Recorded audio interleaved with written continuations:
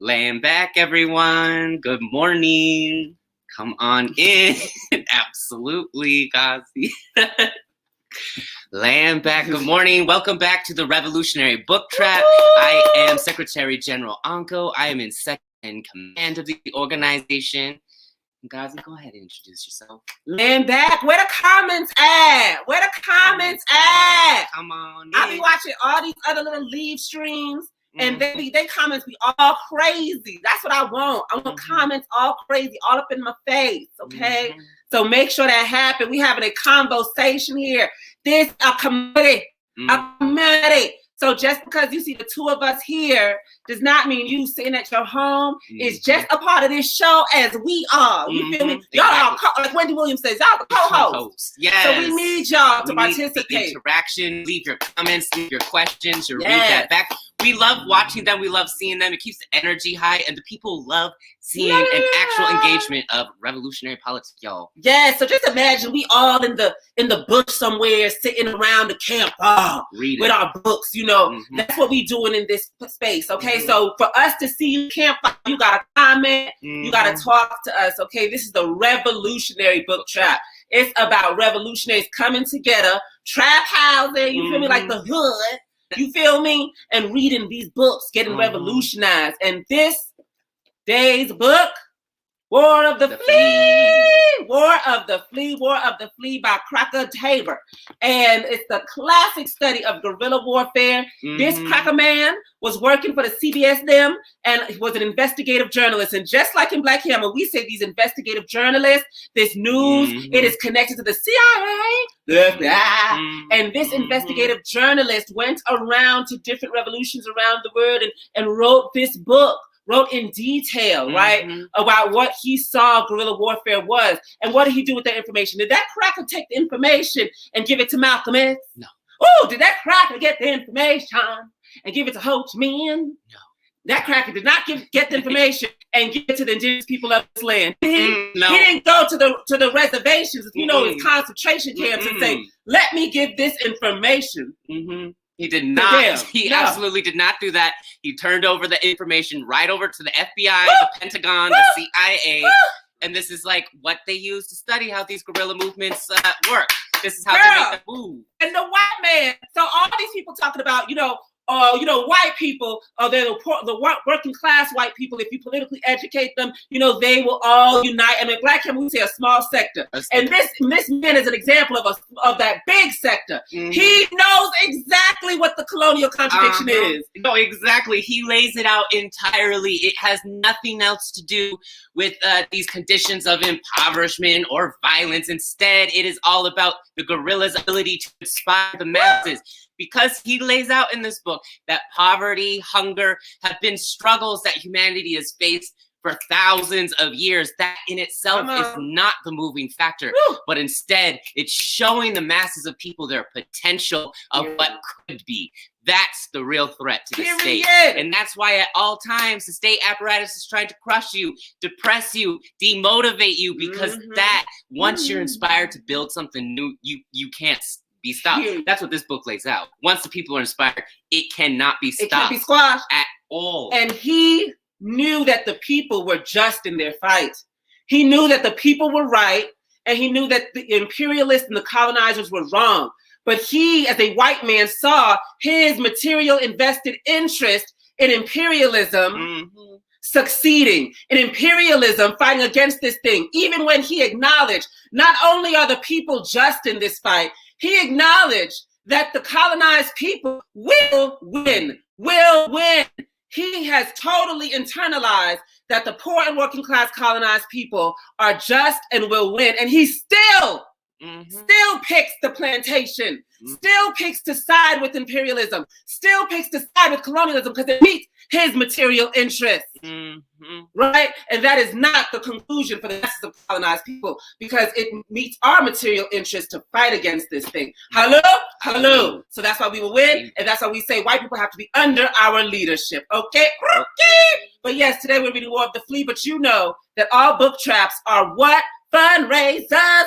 What? Fundraisers for what now? We're building Hammer City. And if this is your first time tuning in and you're like, what the F is Hammer City? Hammer City is the spot for building a dual contending power. It's going to be a city with no cops, no rent, no Rona, and no white people. It's going to be a spot where we're building our own education systems, our own healthcare systems, our own defense.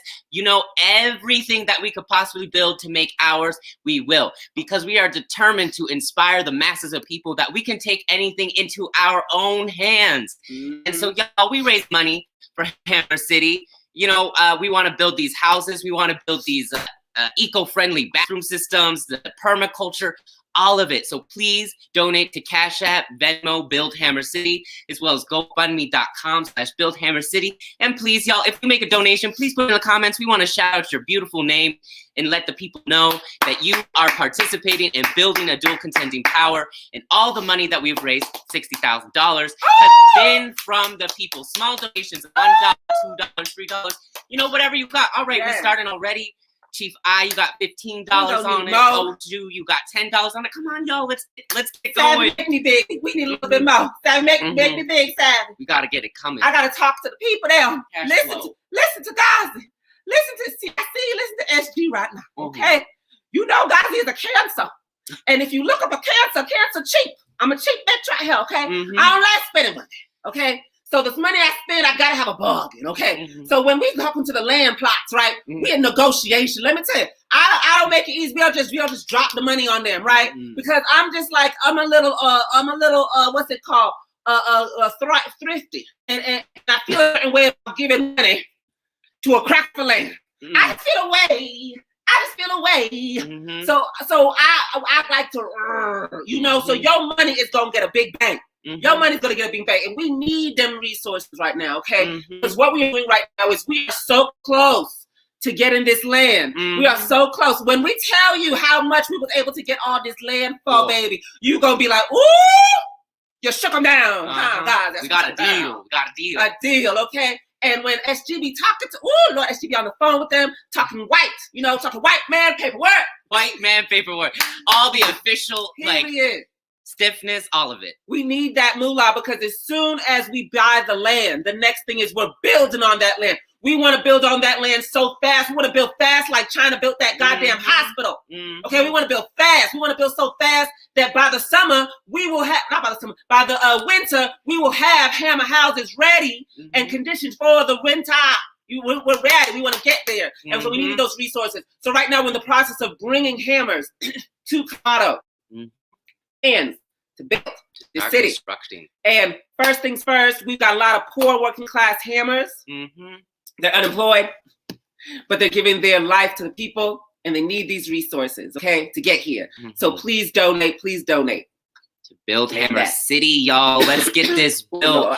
And also, just a little bit of money goes really far because the Earthbag homes are sourcing with materials that are cheaply available but will last thousands of years. And when I say thousands of years, we are taking inspiration from the Pueblo natives that used to live here on this land and still do live on this land. Talk about and they were using the same kind of structure, using adobe, which is like building with the actual soil and putting a plaster over top of it. And their buildings have stood for 1,000 years. We don't want to build something that isn't going to last for our people. We want to make our mark on this planet and make sure that the building, the construction of a dual contending power is seen by thousands of people, millions of people, thousands of years down the line to see. This is where it started. This is where colonialism came to die. This is the beginning of the decay of colonialism forever and ever. Victor Zen said, Black Hammer, are Latinos allowed? I'm white, but I'm Latino, born and raised. No. If you was a white Latino, no. If you was an indigenous person that goes by the moniker of Latino, yeah. But no, you colonize those Latino people that is indigenous. You understand? You went from one place to another place. You colonized it. But you can join the Reparation Corps and learn how to deprogram your mind from the colony and fall under the leadership of the poor colonized working class and actually fight for colonized liberation and tear down the structures of your ancestors. Woo! Yes, thank you for reminding about the Reparation Corps. I didn't want to just shove them in the hole. You feel like Spartan, they said Spartan, no. But then, and she's like, We There's got a spot for you. we got a little school here before we kick them down the pole. I said, okay, let me back my foot up. Yeah. But laying back, let me shout out some of these donations. Hanny A, $50. All right. Woo-hoo! Pixie Dust, you got 10 on it. Thank you. KW snagging 44 from a colonizer. Absolutely, as you should. You didn't snag nothing. You reparated that. $5 from Chisante, $4 from Sher Khan, $5 from Watakame, $15 from Frederico, $3 from Minister C. Woo! Look at y'all. $10 from Chief Oju, Comrade Reset, $20 on it. Yes. Too. Come on, let's keep these coming and flowing. I-15. Mm-hmm. Woo! Okay, Emerald. All right, Emerald, we got $100. Right, we got 75. Shagun, we got 20 on it. All right, Malcolm, we got Emerald, 15. who you robbed? Talk to me later. Who you robbed? Mm-hmm. Oh, yes. Where'd Yes. you get that from? Scammers and Bama's making up the Black Hammer organization. I'm just joking. If you do an investigation, we all real legal beagle here, master. Absolutely. Anyways, y'all, we got to get to this book. Uh-huh. Thank you for the resources, them, but keep them coming. Oh, we got BookTrap. Trivia. BookTrap. Trivia. BookTrap trivia. We got to make sure y'all was reading because we ain't joking about this book here. Not at all. Go ahead. All right, Mao said the gorilla must act quickly. What did he call this strategy? A, fast fights. B, the lion method. C, the 5-minute attack. D, hit and run. Woo! Which one is it, y'all? Which one is it? Y'all? Please put your answers in the comment. Please don't copy everyone else's answer just because you see someone put something in. That is plagiarism. Plagiarism. We don't endorse that. Oh, wait. Or is that collective brilliance? I don't know. We'll have to establish the Shagun, you a teacher, Shagun. It's plagiarism. Plagiarism. All right. Okay, so we got some C's and D's. I see y'all ain't cheating right now. The answer is C. Am I wrong? Yay, C. C. Oh, Katari is always choosing D. I know. Katari always chooses D. Katari loves D. Because the answer was C. Yay! Woo! All right, y'all. Woo-hoo! Absolutely amazing. Woo-hoo! Seems like y'all been reading. 5-minute attack, y'all. If y'all don't remember 5-minute attack, remember all them little, for y'all that has dated the white man, y'all know about 5-minute attacks, don't you? Don't you? Y'all know about that 5-minute pump pump? So when you think about how long the attack needs to be, 5 minutes and come back in. You feel me? 5 minutes and come back in. And I love the tactic. I love what it displays. You know, in Black Hammer, when it comes to lovemaking in Black Hammer, we all about long and strong love over here, okay? I love you long. I love you strong. But when it comes to attacking, we in and out. You didn't even see us. Don't even see us. And Black Hammer has organized many different attacks like that. You know, some on the ground, some virtually, and things like that. But we got to get back to other things and moving and stuff like that. And we can't have this long war, right? Because one, this takes up our organization, and we've got to get back to building and doing what we're doing. So I just thought it was super important. What about you, SG? Yeah, no, and each little attack it builds on exponentially, but we're going to talk about that in like these passages about why these little attacks amount to something enormous when you're in it for the long run. Land back, everybody. Okay, so y'all drop y'all's read that backs. I'm gonna be looking at y'all's read that backs. I want to see y'all's questions. This is a conversation, and we have already hit $415, y'all. That is absolutely amazing. You know, that gets us half of the resources that we need to build one Earth Bag home, which is about 800 square feet, y'all. Like, this gets us far. This gets far. Let's get that up, y'all. We can get it up to like 500. Let's get 500. Let's get 500. So you got to share it. You got to get more people in there. But we're going to start on page 9, Black Line. I just want to read the first couple pages. You know, the War of the Flea, you know, he really just goes in there as soon as possible. You know, he don't play no fingering game. He don't play no foreplay. He just goes straight in. Jesus Christ. Okay, here we go. Chapter 4. Revolutionary wars are generally of necessity. War of long duration. The seeds of revolution are slow to germinate. The roots and tendrils spread out silently underground long before there is any sign of sprout or bud. Then suddenly one day, like new wheat springing up in a cultivated field, there is a blaze of color, an overnight growth. The rebels are there and everywhere. You see, I want to stop there because what they're talking about there is this, quantitative, qualitative change, or quantitative, qualitative, qualitative, whatever. But what it is you have one version of change that is really small and minute and you can't see, right? But these are the building blocks for the large change. You feel me? So like when you're boiling water, at first you're not seeing nothing moving in that water, but things is moving in that water. You feel me? There's and things are rusting around each other and things like that, but you can see it. But the small starts to get a bit more bigger and bigger and bigger until it spreads like wildfire and the whole thing is erupt, right? Boom. And when we are out here as Black Hammer, we doing this outreach, we passing these flyers, we putting up these posters, and then we cover these events. And sometimes we see a lot of people at these events. Sometimes you don't see that many people at these events. But what you do see when you continue to go out is that more and more people know who you are. More and more people know why you do what you do. More and more people are united with what you do, right? And so what you have to understand is right now you have deepened roots, okay? And these are not just roots. These are landmines that if ever the state try to come to you as a hammer, these roots will ignite, and the masses will come up to protect you, I heard on the grapevine that to be loved in the world or whatever like that, they said you either gotta go to jail or you gotta die, right? And sometimes when the state does threaten us, that's when we truly see the love of the people, right? But we feel it every day on this smaller kind of scale. We know it's there, right? But when these large events happen, that's when we really see that burst. Oh, Lord, y'all. I'm sorry. I had to just get into the word real quick. I had to get into the word. It is customary to speak of guerrilla wars as wars of attrition. The phrase is not perfectly accurate. Guerrilla warfare is not so much abrasive as subversive. It is a growth that penetrates the crevices of a rotting structure and one day bursts asunder. Yet, alteration does, after all, play a great part.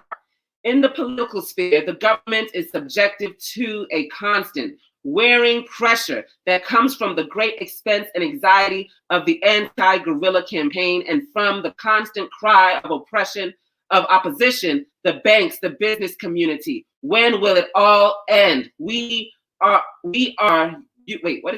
are you doing about it, right?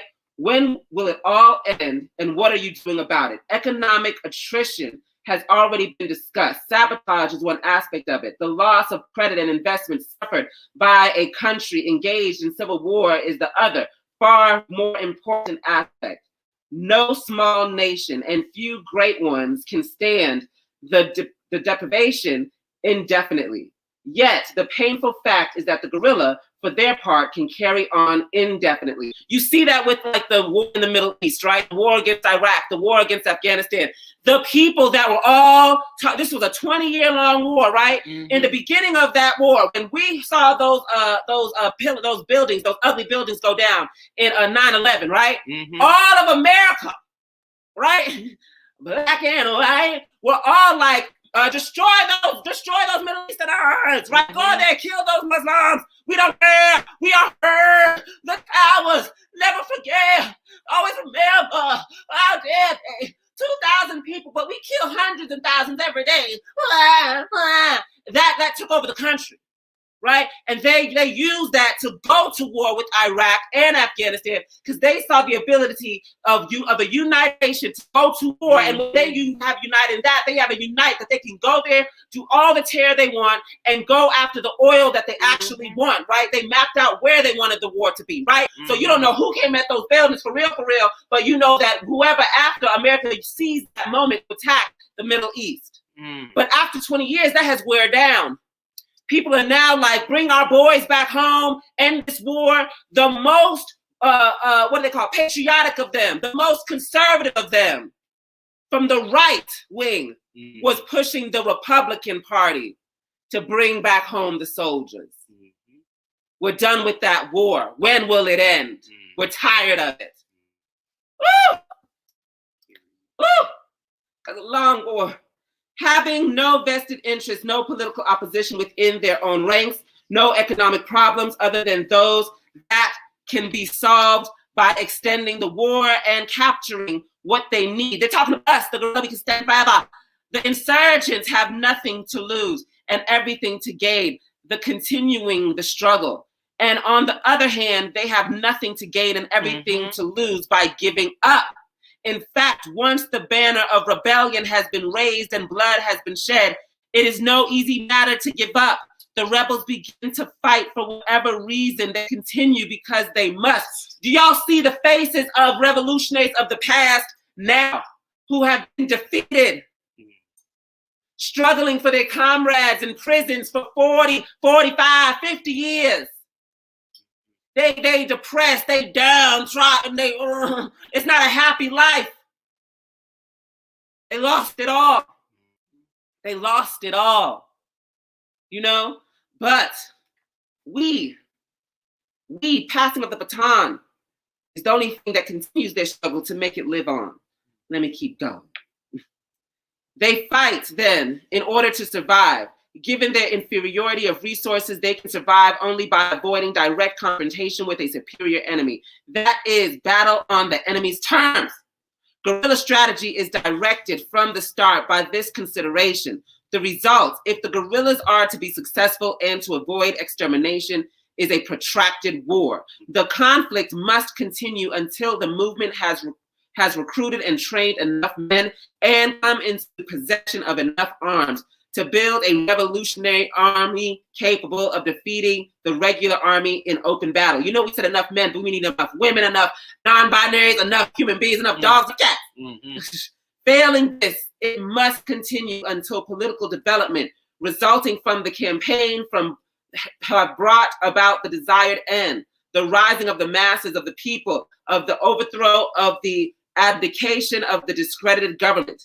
In Cuba, the Batista, I'll stop right there, actually. I'll stop right there. SG, talk to that for the people. I've been talking. All right, y'all. So I think as like Commander-in-Chief laid out, specifically in the Middle East, like this put the country, like the so-called nation, in this position of like getting $1 trillion war budget, the Patriot Act, like the NSA spying programs, and all of that contributed to undercutting itself. Is that they needed to surveillance their own population, and in doing so, it pushed an even harsher repression on people, which made them distrust the government even more. And it was completely ineffective at actually rooting out the so-called terrorists that the United States was actually trying to go after. This NSA data program never actually got the information that they were looking for, and instead contributed to the current climate that we're in now. And no one trusts the government, and people are starting to be primed for revolution.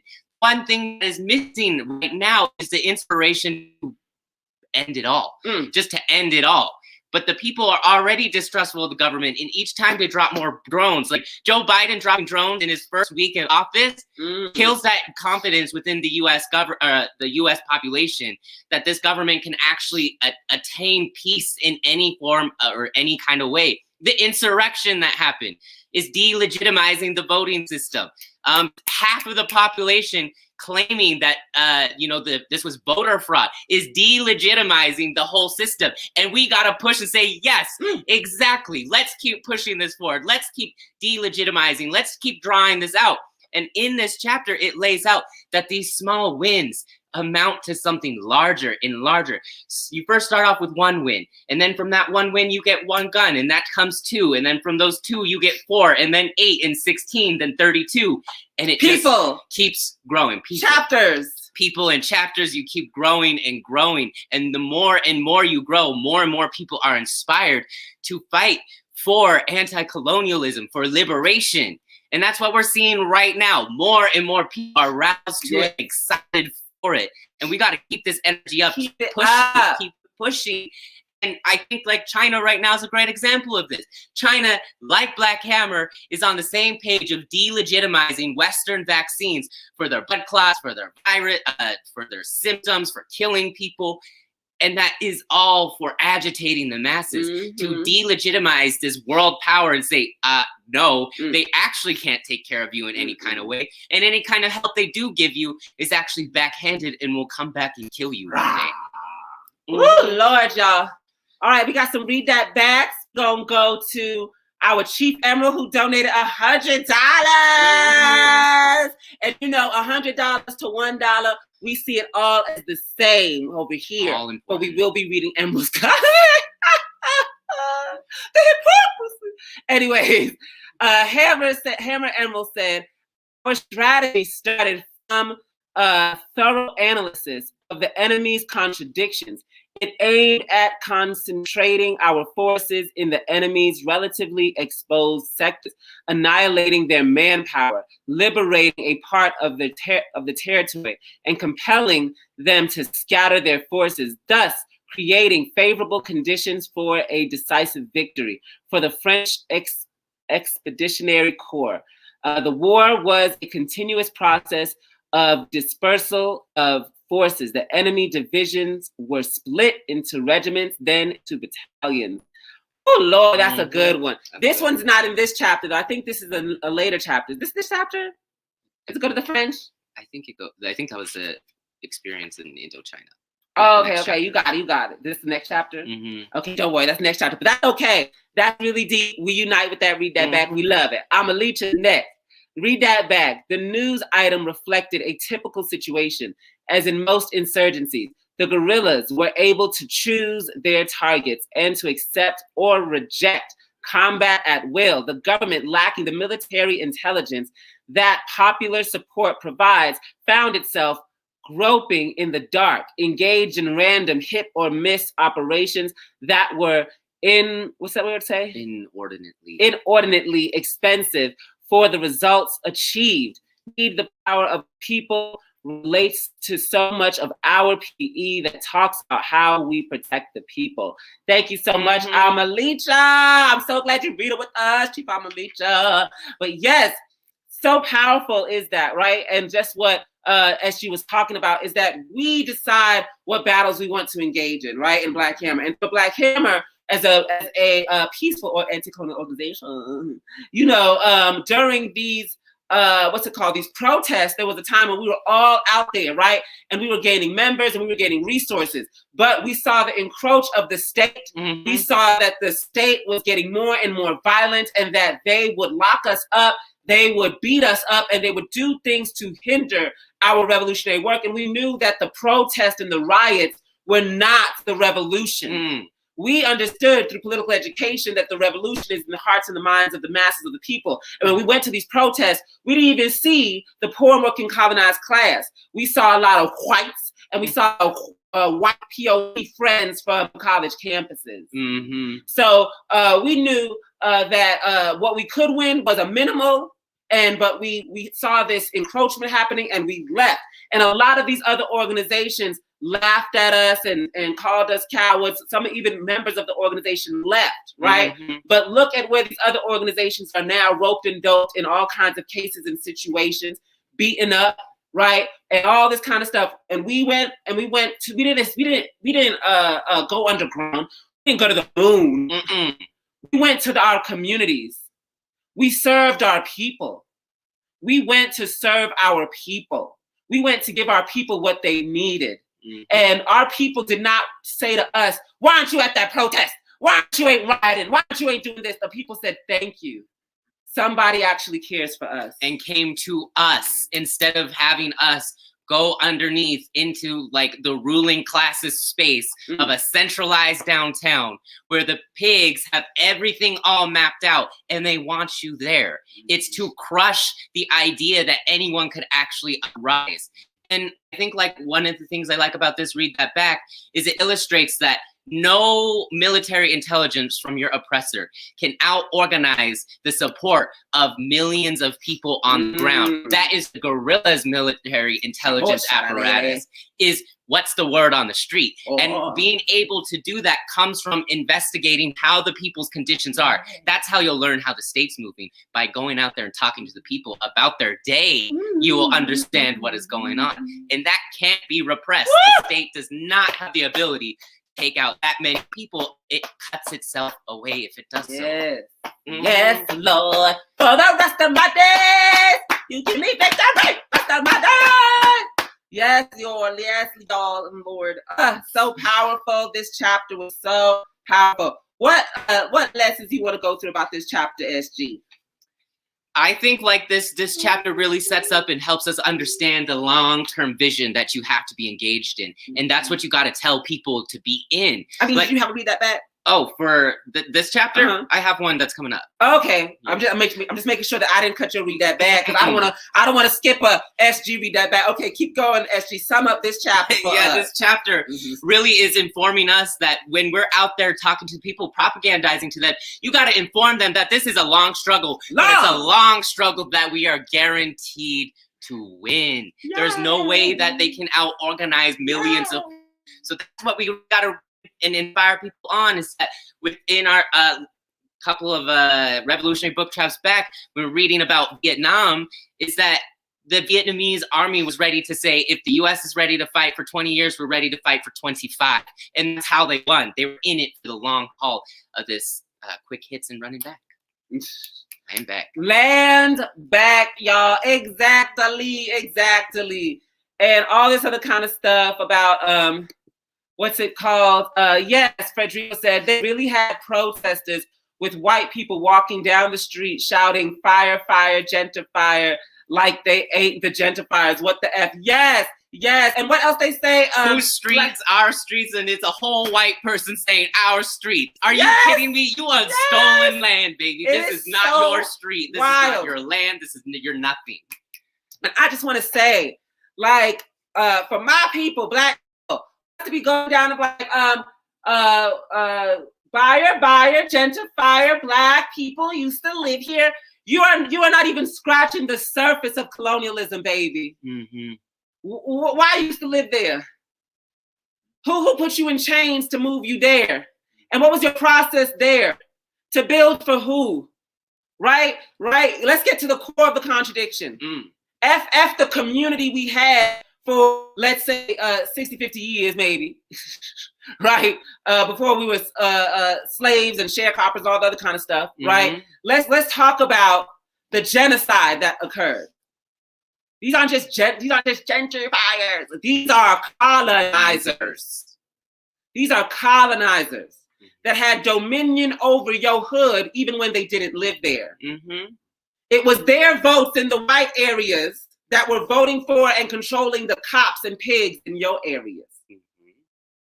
You understand? These white people, before they were gentrifiers living amongst you, they were above you, pulling the strings and terrorizing you. Right? Let's really talk about it. But that's anti-colonial. We're going to talk more about why anti-colonial is at the core of the contradiction. Not capitalism, not imperialism, colonialism. All right, y'all. So we got to go to chapter 5. Keep dropping, read that back, y'all. And do not forget to donate to Build Him a City. Cash App, Build Him a City. PayPal, Build Him a City. I think GoFundMe, Build Him a City. You got to do that now. You got to do that right now. Okay, y'all. So now we about to go into this chapter. And we starting at page 57. Chief Savvy and Chief Oju behind the scenes. We got production. You know, we got production. Brother sister SG. Brother sister SG. We got production. Ain't that powerful in the Black Camera organization? Yeah, we got production. We got beats. We got music. We got vision. We got integrity. Like, we have it all. So y'all gotta join. You gotta join. Y'all gotta join. /join. Join it right now. Black Camera today. Yes. Participate in the revolution, y'all. Absolutely. In Black Hammer. Y'all say join Black Hammer in the comments and share this again. And in the share it, say join Black Hammer. And go in the tweeties. Please tweet this. Let the girlies know. Because them bitches always got something to say about us. That's why I wore my camouflage. So when they come, I'm going to fight them. I'm going to fight out. We're ready to throw hands. I'm going to throw them hands. That's why SG bought the Tyrannosaurus Rex. Scary energy today. And the crown on his head represents Black Hammer Organization. King. Woo! Love that. So join Black Hammer today, y'all. We had to do a shout out for the Join Black Hammer. So you can be a part of this organization. And yesterday we had a whole event in Portuguese by the Brazilian comrades. And it was absolutely amazing. Breathtaking. Absolutely amazing. It is showing you that our political line can build colonized unity all around the world. Y'all couldn't. We're supplying hospitals with KN95 masks. We're filling a power vacuum in Brazil, and y'all aren't doing that. You know what they is doing? They riding in their little electro cars and shit, and honking at them buildings. Stop eventing. Please cancel the rents. We are begging you from our cars. Please. Hands up, Venezuela. Please. What are you doing, ma'am? It's not happening. Anyways, y'all. So please join Black Hammer today. We about to go and read this back. Oh, Lord, y'all. I'm going for the beginning because, again, this boy hit hard for the beginning. Was you going for the beginning? You had to read that back. Yeah, mine's a little later. Okay, good. We didn't want to cross-pollinate, okay? Ain't no bumping purses here.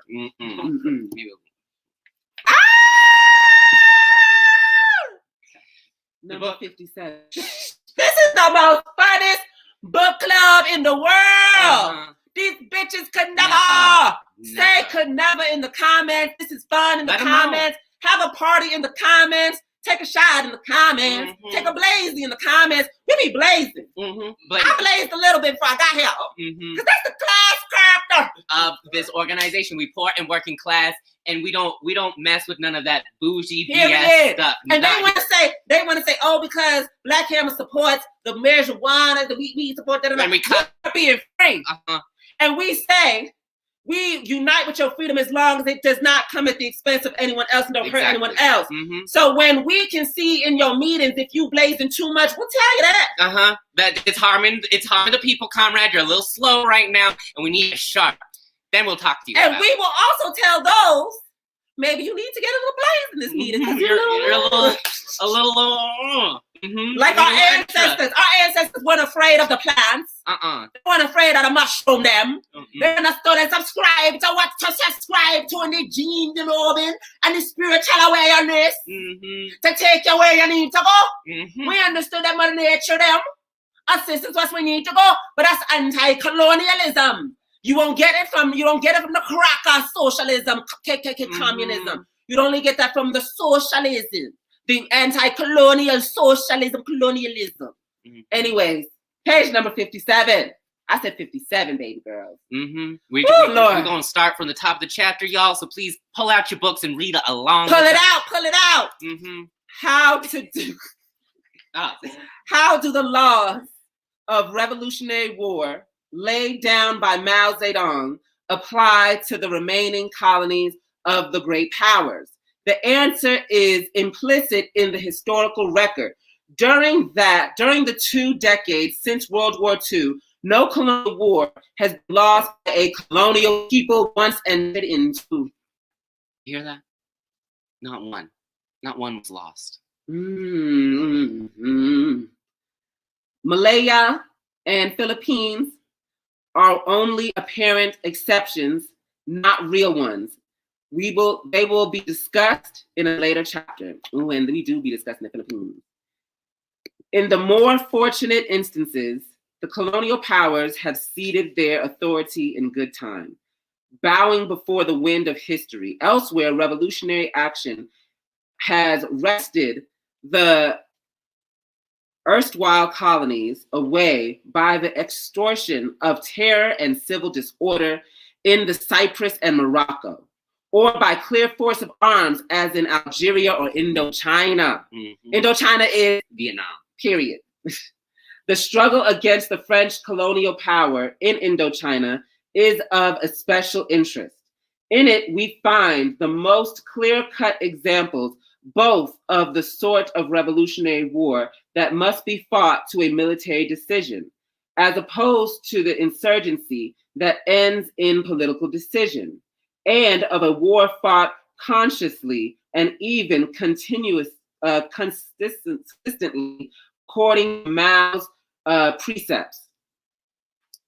At Katzenbach remarks, who's that? As who? As Katzenbach. As Katzenbach remarks. That colonizer name? Yeah, it's a college. That I don't care. Yeah, the War of the Viet Minh, followers of Ho Chi Minh, fought in northern Indochina, followed Mao's techniques phase by phase, despite the claims of the Viet Minh leaders that they improved on the doctrines. We believe the Vietnamese leaders that they did improve on the doctrines because consistently through history, ideology, and theory sharpens. And builds upon the lessons of the other past revolutionaries who engaged in that same struggle. Period. And they also openly recognized Giap as one of the greatest generals in history. Human history. Y'all. So it was advanced. The struggle lasted from 1946 when Ho Chi Minh took up arms against the French invasion. Actually, he had taken virtual possession of Vietnam the year before with the surrender of the Japanese, British, and Chinese and native forces until 1954, when the country was partitioned at the 17th parallel under the terms of the international government reached by Geneva following the fall of the French stronghold of Dien Bien Phu. We're going to skip down because I want to talk about what the definition of guerrilla warfare offered by General Vo Nguyen Giap. Did I say that right? Nguyen? Vo Nguyen Giap. Go, so one more. Vo Nguyen. Vo Nguyen Giap. That whole word is just win? Look at God. Okay. Oh, I think I should do that. Vo Nguyen Giap. Y'all, you see, this is the organization of the poor working colonized class. You feel me? We learning. My sister here, you know, she be hustling and hustling. So she knows a little about the white man talking little things. So she would come, you know, and tell me. I'm like, oh God, that's what they say. I'm gonna teach y'all a little something. Yeah, what the colonizer knows. Period. Anyway, guerrilla war is the form of fighting by the masses of a weak and badly equipped country against an aggressive army with better equipment and techniques. This is the way of fighting the revolution. Guerrillas rely on heroic spirit in triumph over modern weapons, avoiding the enemy when he is the stronger and attacking him when he is the weaker. Now scattering, now regrouping, now wearing out, now exterminating the enemy. They are determined to fight everywhere so that wherever the enemy goes, it's submerged in a sea of armed people who hit back at him, thus undermining the spirit and exhausting his forces. Fortunately for his cause, Giap had absorbed the practical wisdom as well as the political rhetoric of his mentor, so that he is on solid ground when he writes. In addition to scattering to wear out the enemy, it is necessary to regroup big armed forces and favorable situations to achieve supremacy in attack at a given point and time to annihilate the enemy. Successes in many small fights added together gradually wear out the enemy manpower, while little by little strengthening our forces. The main goal of the fighter must be destruction of enemy manpower. Our own manpower should not be exhausted from trying to keep or occupy land. Oh, this is so important. Yes, let's go in on that part. This is so important because what we have to understand, and what always understand, you feel me, like these white people, they really think that them holding down those block or two in what's called Chad is that's the thing.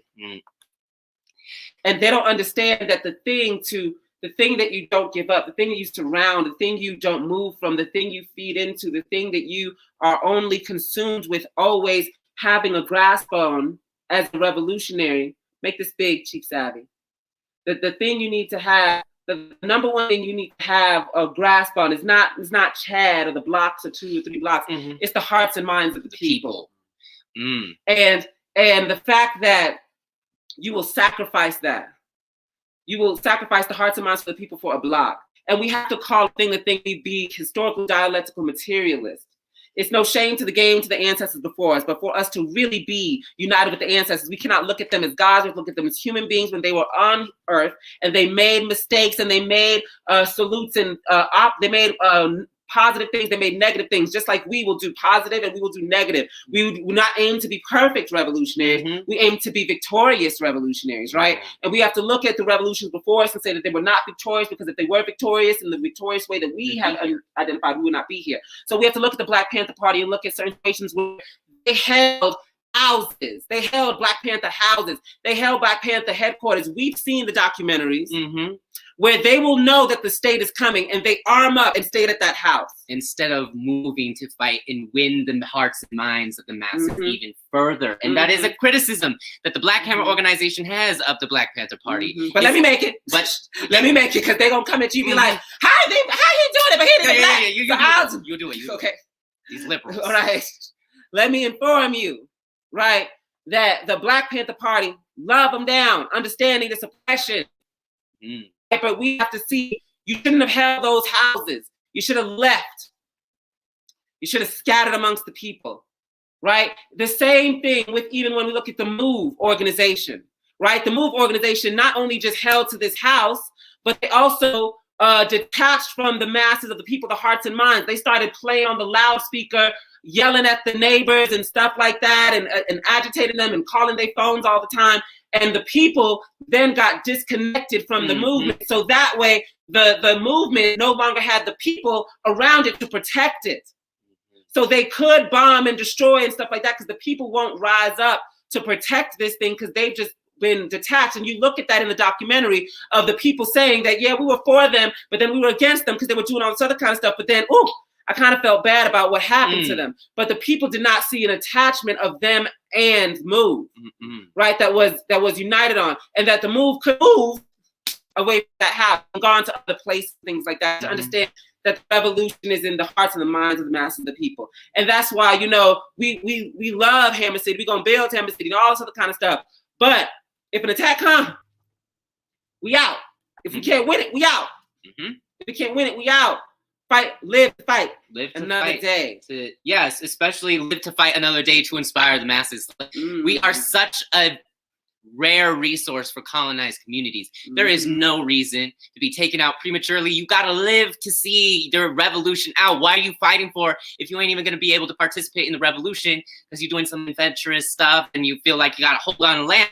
And I also want to say, like this Chaz project or like other projects of just trying to claim land, just to hold land, to be like, look at us standing up to the state. You're acting as a state. The state has an interest in occupying the land. The revolutionaries have interest in winning the masses of people to a revolution, because the land that the masses of people have hold over do not matter if you don't actually have the support. That land that you're actually occupying does not mean anything if the people living on it do not support your cause. And that's why it's so important to live another day to inspire the masses. Land back. And also, like, we don't even call a socialist or communist entity something that wants to hold on to land but not identify who the land was stolen from and give it back to the indigenous people of the land. Because even in Black Hammer, Hammer City is ran by the indigenous members of our organization to be over Hammer City. So we don't even look at, like, where's your theory getting you to? And then ended up killing African teenagers is not it's not something that surprises me, because white nationalist socialism, white nationalist communism is still white nationalist. The Nazis were socialists. I just want to make sure everybody understands that. The Nazis had a thing of workers' power, right? White workers' power, right? Of uniting. You go listen to Hitler's speeches translated. He talks about the white, poor, and working class. He militarized the white, poor, and working class. He made militant the white, poor, and working class of Germany. And for all y'all clutching your pearls, yes, communism and socialism can manifest in white power. For y'all real like in it, in like that first international, they voted for colonial socialism. Mm-hmm. They wanted colonial socialism in their international movement because they recognized all of their resources came from the colonial world, and they just wanted to spread that equally among the white whipping class. Period. They didn't want to end the colonial relationship at all. So yes, communism can be compatible with white nationalism. Socialism can be compatible with white nationalism. You know what, SG? You don't even have to look that far. Where did the masses of white socialists go in 2020? Voting for Bernie Sanders, campaigning for Bernie Sanders, right? They show you dialectically through material, if you're looking at them, where they will side. All these white socialist organizations, PSL, Workers' World Party, was pushing Bernie Sanders, and shaming us for speaking against it. They show you. The White Socialist Organization of the United Kingdom just put out a support letter for the death of an imperialist colonizer, Prince Philip, who is a full-blown colonizer, not like full-blown, meaning Prince Philip lived, his reign is longer than the flag independence of India. Like he was there before neo-colonialism. He was like the OG colonizer of India. And these people, right, this white socialist organization is saying, you may have whatever, but we still want to, the queen and the honor, the whiteness. They will not relinquish their whiteness, and their whiteness is colonialism. Their whiteness is imperialism. People say white people don't have a culture. Yes, they do. It's raping and pillaging. It's raping and pillaging. It's raping and pillaging. It's raping and pillaging. And that's why the white socialist organization of the UK has to unite with this prince that only represented the core, the naked truth of raping and pillaging. His existence, his fame, his money, it don't come from Silicon Valley. It don't come from him rapping on beats. It don't come from him being Bill Gates. It don't come from him inventing anything. It don't come from him being able to hoop, being able to play ball, or having no talent. It comes from him having and being connected to a family of raping and pillaging. And you must wish him adieu. And you must wish a queen that is only fat from raping and pillaging. I feel sorry for you, Madam Queen. These are not your comrades. These are not your comrades. These are not your comrades. And in this book, it's laying out these are not your comrades. It's laying it out. What you got for read that back, Sister SG? All right, so we go on to page 61, and we starting at the French controlled the roads. All right. The French controlled the roads. The guerrillas passed safely in the jungle and rice paddies either side at a distance of 100 yards unseen. The French held the towns.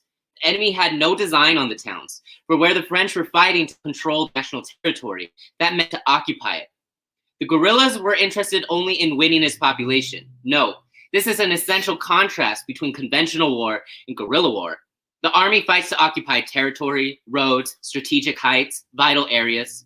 The guerrilla fights to control people, without whose cooperation the land is useless to its possessor. The oil slick pattern, better for catching bandits than for fighting guerrillas, might actually have been used to some advantage in Indochina, had the French commanded more troops to devote to the campaign. But in a revolutionary situation, moreover, one in which foreign troops oppose native guerrillas, the suppression campaign could only work locally. What is the method of preventing new outbreaks, short of exterminating entire population?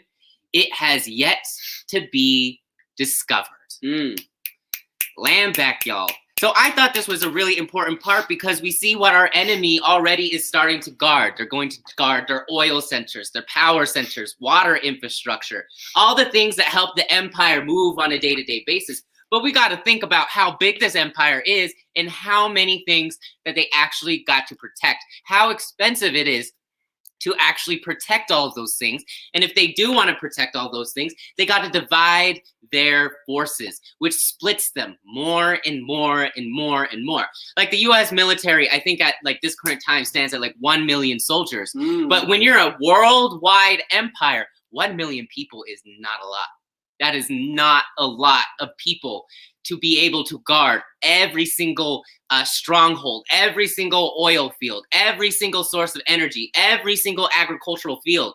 You can't do that. And that's what the colonizer is interested in holding, the land. And that's how, that's where they take their power from. But again, the only reason why it has some semblance of control over the land is the legitimization of an occupying force.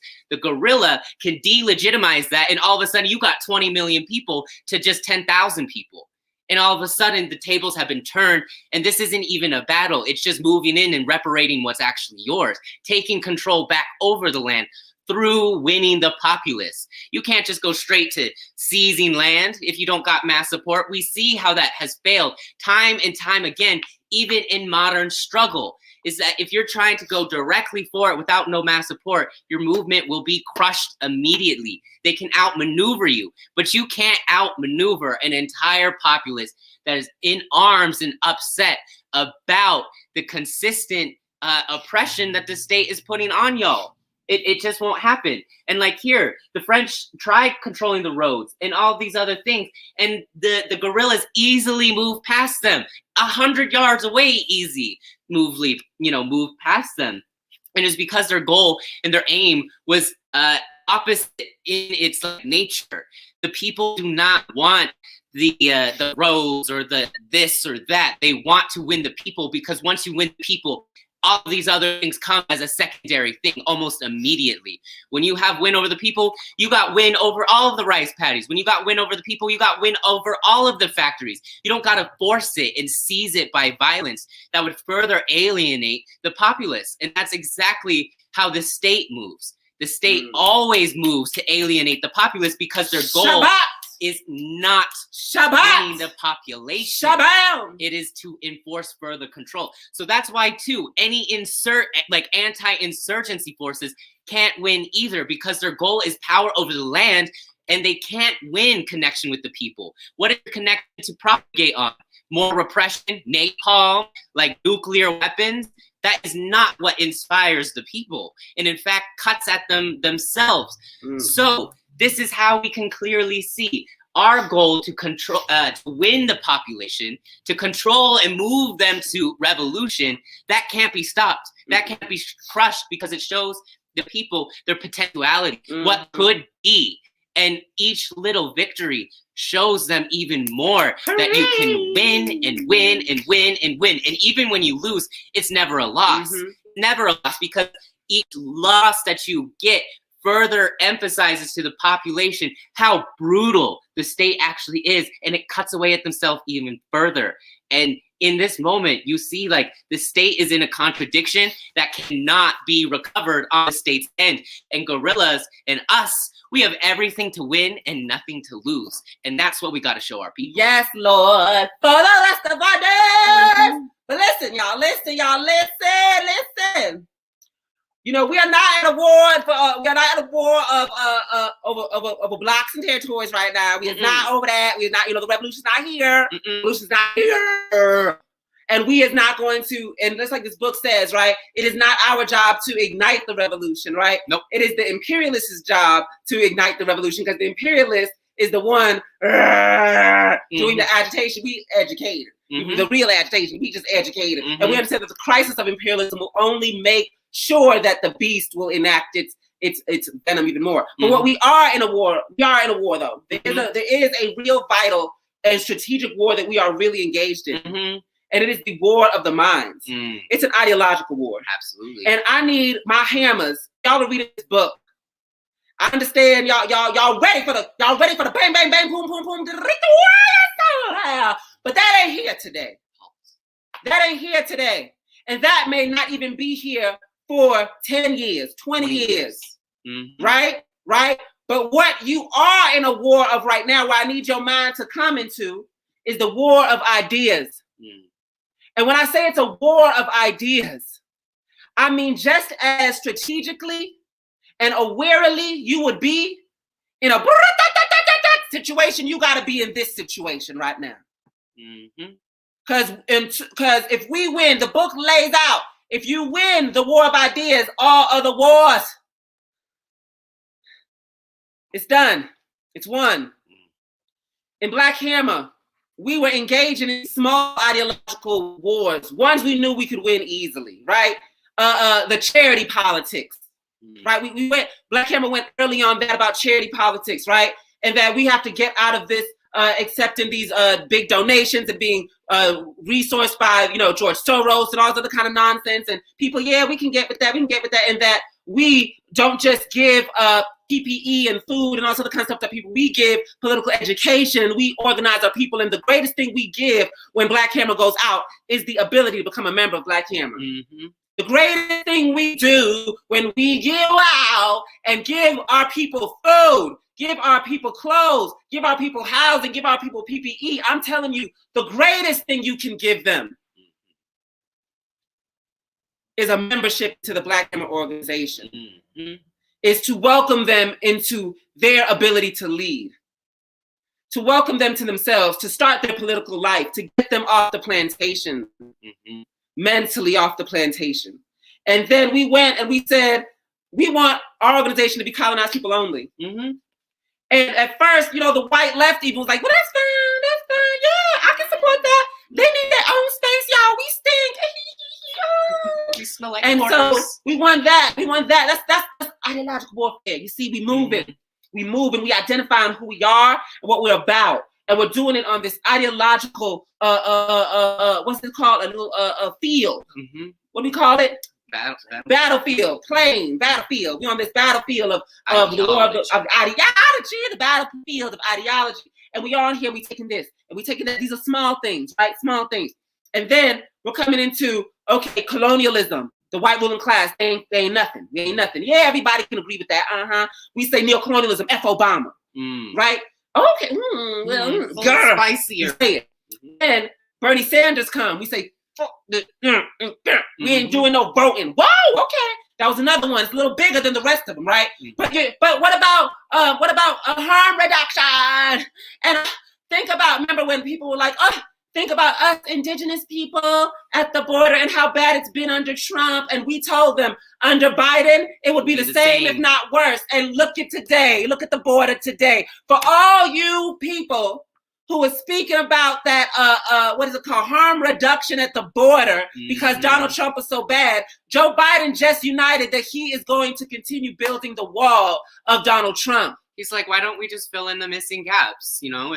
It's already started. And he's separating children from families. I want to say BS on children indigenous people are just pouring in and throwing their children and telling them just run if you can. That just happened under Biden, but under Trump, they were coming as families. But under Biden, they decided to throw their children. No, they lying to you. And you cannot believe slander of indigenous people. That is slander, that indigenous people would just take their children and throw them like that. And even the ones that do, they do because that they believe that they're already dead. They believe that this system is going to kill them.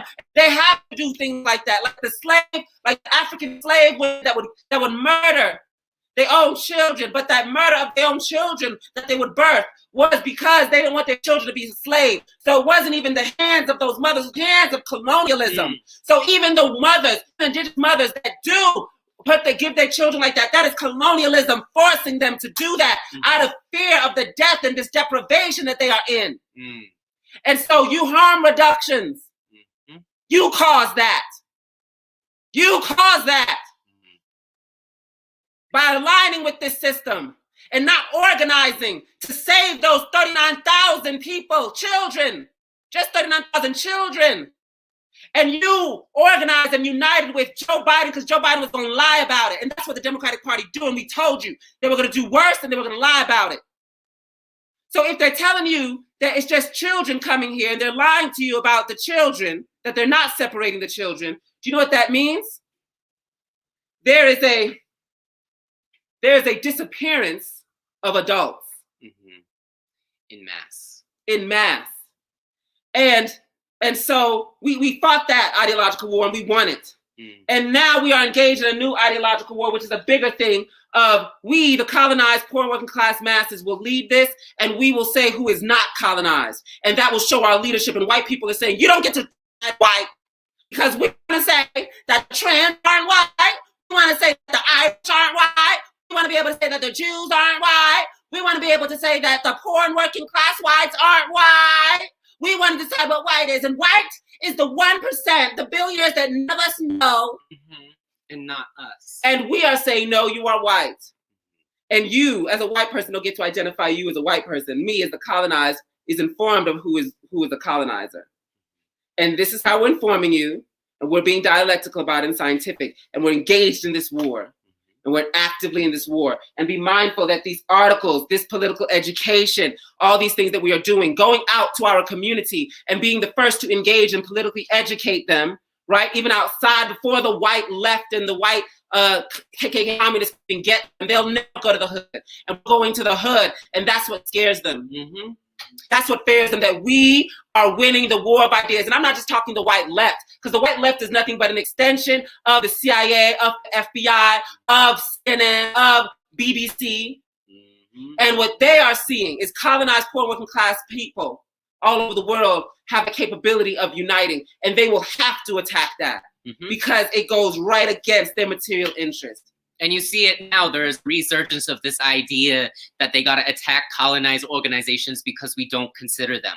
And this has happened historically, and they will always continue to do it. Because how CIC just laid it out, we are exposing the material relationship that white people have. This isn't based on no kind of idealism or ideas. This is about an analysis of the material position white people occupy compared to colonized people. We do not exist in the same space. And these white leftists want to keep pushing that. Actually, yes, we do. And no, we do not. We do not occupy the same space. And that is a material and dialectical analysis of the condition of white people versus colonized people. And it's going to have to be us to overturn this, because y'all, these white people, these crackers have had 200 years that they've identified that capitalism was bad. Only 200 years.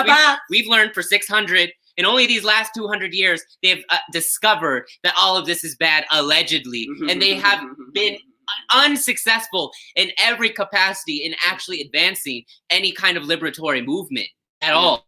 They have failed over and over and over again. So now let's try something new, and let's put us in the front, and let's see how we win.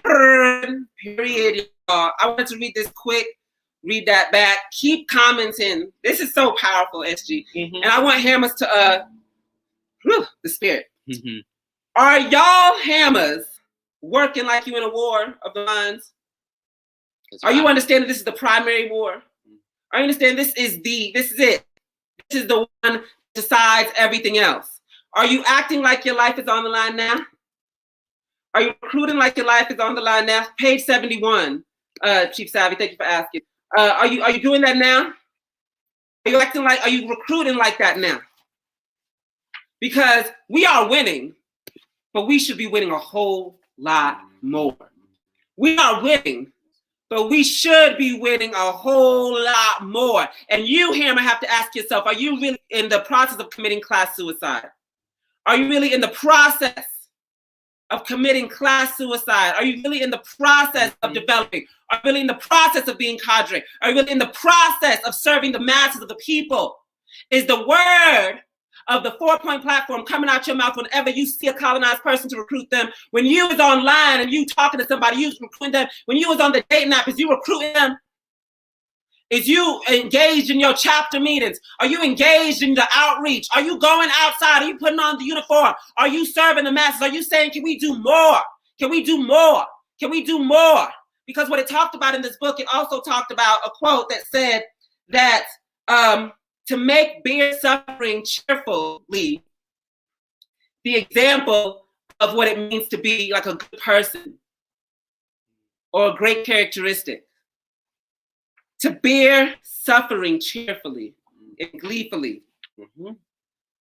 Is the task at hand. And the Vietnamese were able to do that. There's like this really wonderful documentary that speaks with the Northern Vietnamese like soldiers. SG, can I talk about you? Mm-hmm. I shout out to them, but we gotta praise the heroes beside us, next to us, our comrades. Mm-hmm. You know, SG quit their job for Black Hammer. You know, SG trusted in Black Hammer to hold them, quit their job, is now living like a revolutionary to get in a 1-bedroom apartment with about 6 people, just struggling it, but gleefully. And other people call this suffering. Mm-hmm. Not at all. It doesn't feel like suffering at all. I've never felt so free. I've never felt so happy in my life. And I just want to say too, y'all, I've not had a simple linear life of you had childhood, teenagehood, graduated college, and now I'm here. That was not the path my life took me. Like, I was stolen from my homeland. I was abused. I've been homeless. I've struggled with addiction. I've just a ton of things. But never have I felt so happy committing the process of class suicide. I don't feel like I've sacrificed anything. I feel like I've only gained everything. I have gained everything by fully committing myself to the process of revolution and class suicide. That I can go down the street and the people know who I am and I love them and they love me. Is that we're in a relationship to fight for a better world and we inspire each other. My inspiration comes from them and seeing them understand like, wait, I'm the leadership. Yes. You are the leadership. You are me. I'm no different. When I'm out there talking to people struggling with addiction, when I'm out there talking to people struggling with being homeless, like, you're me. And you can be here too. Is that if you asked me 2 years ago, even 3 years ago, in the clutches of addiction, to see myself where I am today, speaking to y'all about the war of the Flea, how to move and propagate and inspire an entire population, that wasn't in my realm of reality. And so many people don't realize that you're so close. And Mao said this, I can't quote it directly or exactly, but the difference between a revolutionary and just a casual person isn't a great wall. It isn't a great wall between us. It's just a little bit of time and dedication and nourishment to love yourself and love your people, to fight back against that conditioning, to hate yourself and to hate your people. That isn't hard to cast away. Because you see the reality. You see the reality that your people are living in. And everyone does that. And even those people who have an internalized hatred of their own people, that is easy to cast away. Because they're suffering too. And that self-hate is installed. It's manufactured from the colony. And you can pull it out. You can pull it out. And I did that for myself. And I've done that for people. Because we have to. We have to. So comrades, if you are struggling with this idea of class suicide and like committing yourself to revolution, don't be scared on what's the other side. It's great. It is grand. It is freeing. And you will never regret serving the people. Waking up tirelessly isn't thankless. It isn't for nothing either. Each and every day, I see how we've been able to push political understanding within the wider population. And so y'all, like, commit to it. Commit. Dive on in. Dive on in, y'all. Dive on in and show you're diving through the work. Show you're diving through getting and giving this opportunity. See what happened with SG and the opportunity that opened up? The true life.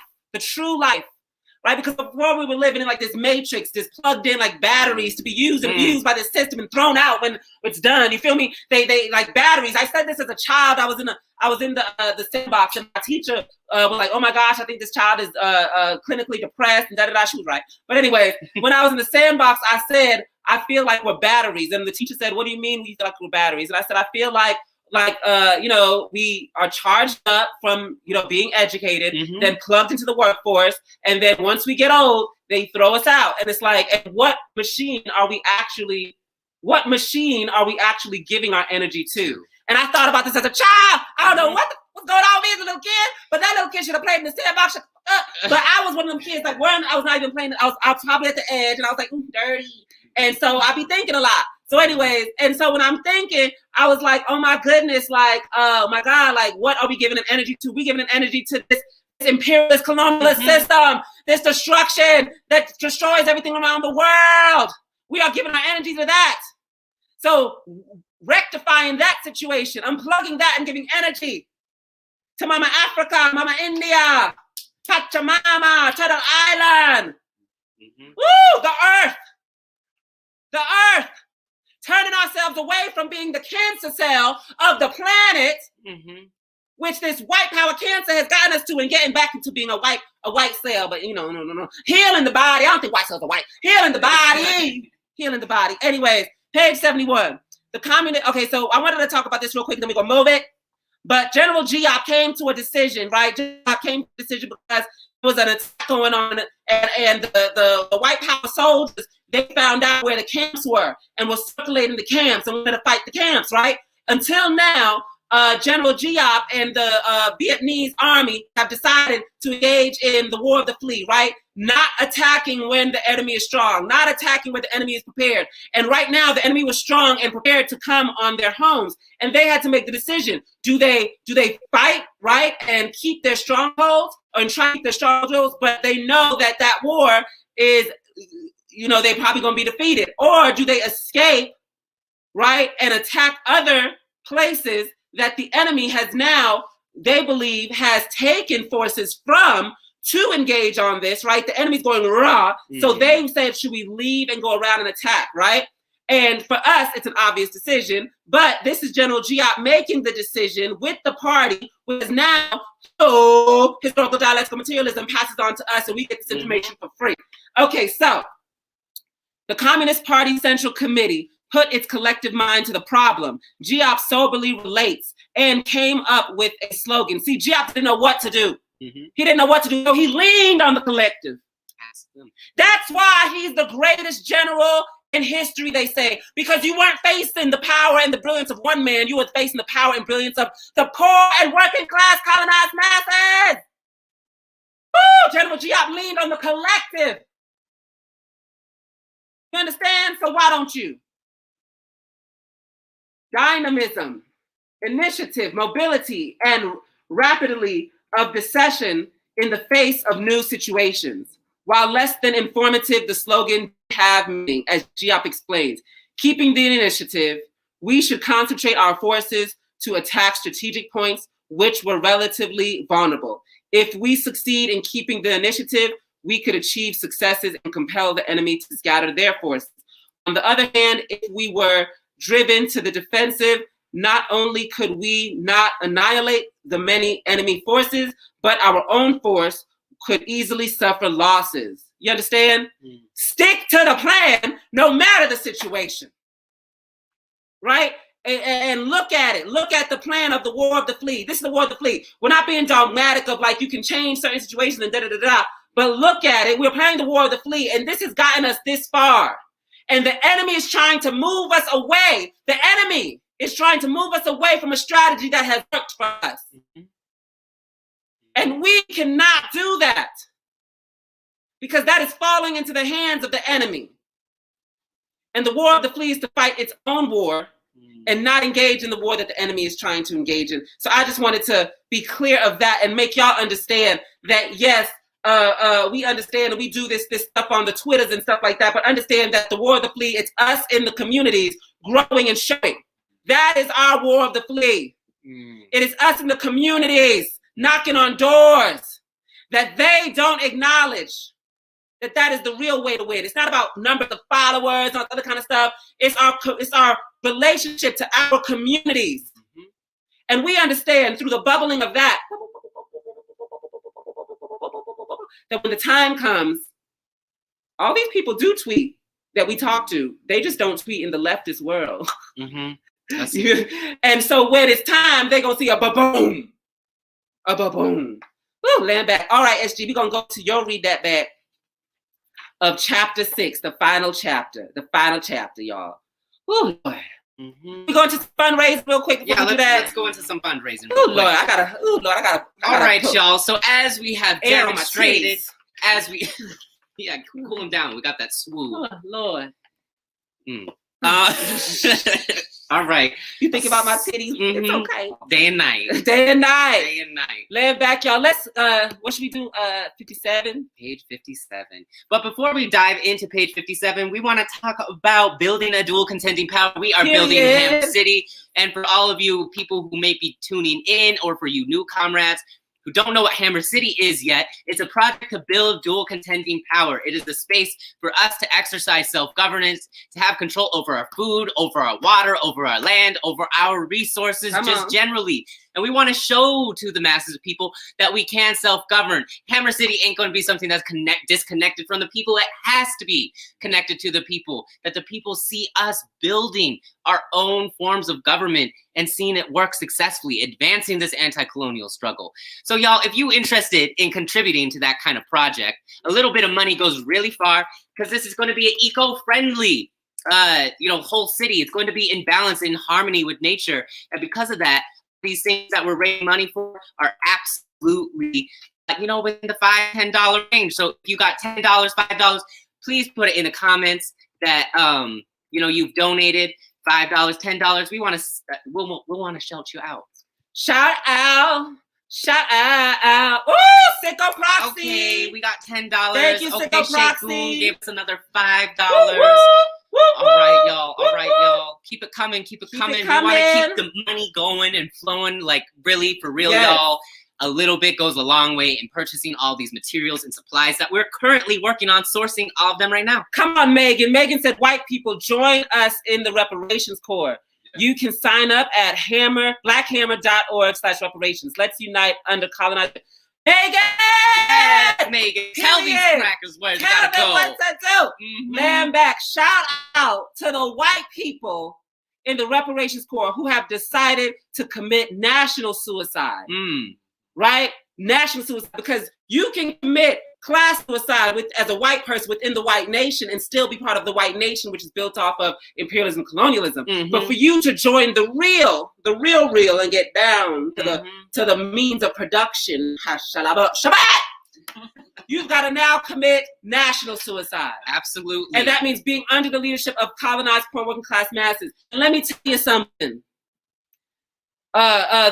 They understand, these white people understand, we're going to talk the way we want to talk. We're going to lead the way we want to lead. And what they understand is that they don't have the answer. But under our leadership, the white people in the Reparations Corps, they're the happiest white people I've ever seen. Absolutely. They're the happiest white people I've ever seen. And let me tell you something. They ain't nowhere in this organization. We do not allow it, because we as colonized people have to lead. And we tell them when they say, well, we give you money, reparations, yep. And we also educate, yep. What else can we do? What is our work, though? What is our work? If this is our education, and I said, well, one, your work is reparations. Understand that your revolutionary work as a white person is the most you can do is get the succubus, this fat beast that is fat off of our stolen resources, and take it and give back the resources, right? That protects you. Give it back. And we say not just in material money, but also in skills. Because the reason you are able to elevate in educational forms and all this other kind of stuff, right, is because it's an education system that rests on imperialism. So you have to give that to us as well, right? And what you can do, what you must do also with reparations, because reparations just ain't writing checks. Reparations is getting not just your money, but all these other crackers too. Right? Organize your family, organize your community under the leadership of colonized people. And start weakening that beast. Okay, that's called principled unity. And what those white leftists are trying to do in Workers' Work Party, in PSL, what they're trying to do is make you have unprincipled unity. Which means unity under their thumb, unity under their boots. Laying back. So we're going to go to 79, because I've got to read that back in chapter 6. It says, how did this situation develop and why?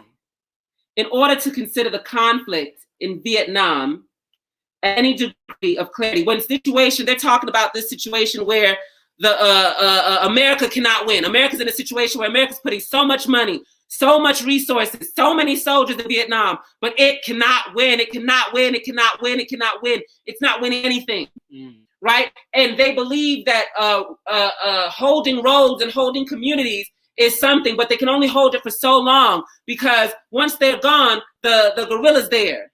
The revolutionary's there. The revolutionary was there when they held it. He just was quiet while you were around. And when you left, was like, you see what they did though? And knew you're not going to stay long. But your existence in there now informed the people and the masses, so they would even lose those holds. And so it said, how did this situation develop and why? How did this situation of no wins? In order to consider the conflict in Vietnam with any degree of clarity, it is necessary for Americans to digest some unpalatable facts. Unpalatable because we are accustomed to think of ourselves as Democrats, anti-colonialists, libertarians, not as imperialists, never as aggressors. You understand what I told you? I told you that all theory and ideology have a class and nation character. Right? The overwhelming theory that they teach in our schools for our people, it has two goals. Two goals. And it will lie. It will lie. It will lie. It has to lie. A system of oppression has to lie to tell you that it is just. That's number one, that it tries to do to you. And number two, that it is never ending. These are lies. Vietnam shows that it was a lie. Afghanistan, Iraq showed that it was a lie. The Black Power movement of the 60s showed that it was a lie. Cuba shows that it's a lie, that it can be defeated. And that it's just, though. He's talking about being just. He's talking about being just. And he's telling the people, all throughout this book, he was telling y'all the empire, what it cannot do. It cannot be forever. He just told you that. Now he is informing white people, and we're not the good guys.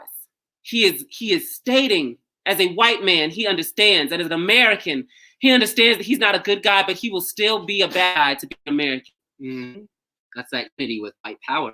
How strong it actually is that it is a defense of the American project, even when it is identified that it was built off the genocide of 100+ million natives, 60 million Africans forced into slavery, worldwide. Say amen in the comments. That's what they still want to defend, because they believe in the American project. Come on! So deeply, because it's intrinsically tied to their material position, their benefits. Yes. They will not give yes. up. A small sector of white people, like the ones that have joined our reparation corps, have committed to that national suicide. But they have come to the conclusion they are the bad guys. They have come to the conclusion they are the aggressors. They have come to the conclusion that they are imperialists and colonizers. So then they have to engage in work. They either have to engage in work that is attacking that, or they're going to have to engage in work that is uniting and okay with being the bad guys. Workers' World Party, the socialist PSL, all of them want some socialist America. They're uniting with America, and he is telling you what America is. He is saying here, digestible, unpalatable facts. This is what they will not, they refuse to digest, this jagged pill. The masses of them won't, a small sector will. Unpalatable because we are accustomed to think of ourselves as Democrats, anti-colonialists, libertarians, not as imperialists, never as aggressors. The painful fact is that this is it's painful for them. So the painful fact is you are a colonizer and an imperialist, and there's only one way to what's more painful? That. Sorry. Go for it. The only way to rectify, tell her rectify. The only type of way to rectify your material position is to directly antagonize the nation in which you benefit from. Delegitimize that by building our revolution that will crush it forever. Your whole goal is to gut this beast, and we take back all our resources to build the world for us, the majority of the world. And let me tell you something, white people. If you think it's painful to acknowledge yourself as the oppressor, Can you imagine how painful it is to acknowledge yourself as the oppressed? I don't have any sympathy for you. I don't think it's that painful. I think it's a lot more painful to acknowledge as an African that you're still a slave. As an indigenous person that your land is being dominated. Those is real painful facts. That you don't have any dictatorship over your land, lives, labor, and resources. That you are like this sheep surrounded by wolves that can kill you at any time. I think it's just a whole lot painful. Much more painful. Anyways, the painful fact is that the Vietnamese point of view, the Second Indochina War, is a direct continuation of the first. Politically, it continues to be a struggle of territorial independence and freedom from the foreign. Anti-colonialism. This is not just socialism, Marxism. Struggle of territorial independence and freedom from the foreign. Land back, we say. Land back, we say. Land back, we say. Woo! We are anti-colonial communists. We are anti-colonial socialists. But we are anti-colonial first. And that's what this man is saying here, and that's why they won. Or at any rate, Western domination. Socially, it continues to be a socialist, i.e. Marxist revolution, aimed at destroying an economic system that is compatible with our own and replacing it with one that as it happens is not. You understand what he's laying this out? There is a national war, but there is also a class internal war as well. There's a war of saying what we are ending, and there's a war of saying how we will move forward. And what we in Black Hammer are saying that we will not move forward under the leadership of the petty bourgeoisie. We will lead forward and create a world that's under the leadership of the colonized, poor, and working class masses. And that can't actually be accomplished until you have some semblance of control over your own land. Is that class struggle between your own nation is that higher level of struggle, and it's levels to this, and you got to start at the core. And that's colonialism. And then from there, you can raise that higher struggle about the poor working class leading forward the future. Absolutely. Y'all, this is so important. So important, y'all. Woo, Lord have mercy. Lord have mercy. I want to read some more from here. We go to page 84. Page 84. We're doing readings here. We're doing readings. Page 84. Oh, Lord. I'm going to wait for y'all, for Chief Savvy and them. It's all right. While we waiting, let's keep donating. Where we at? $739. We are almost at $800. Come on, y'all. That's only $60. You know, more. SG said that they saw we could get to $800. And I was like, I don't know if the spirits are lying. I don't know if the spirits are lying. The spirits today said yes, absolutely. The spirits said yes. The spirits are lying today. Okay, that's $65, y'all. Who got 5? Who got 10? Who got 15? Who got $65? Let's just get to 800. Let's get in. Let's get in. All right. 84 says the Viet Cong maintained a viable rural economy in its own areas. The Viet Cong tax collectors gathered important revenues from the commerce still continuing between the insurgent zones and the cities, to such an extent that in some areas, even gasoline used to transport government troops to battle had already been taxed by the communists while on its way to the barracks. Do you understand what they're trying to say? They're trying to say that there was a dual contending power there that created a system of economy, right? They didn't wait for the revolution to be won to build an economy for the people, SG. They didn't wait to build a dual contending power after the revolution.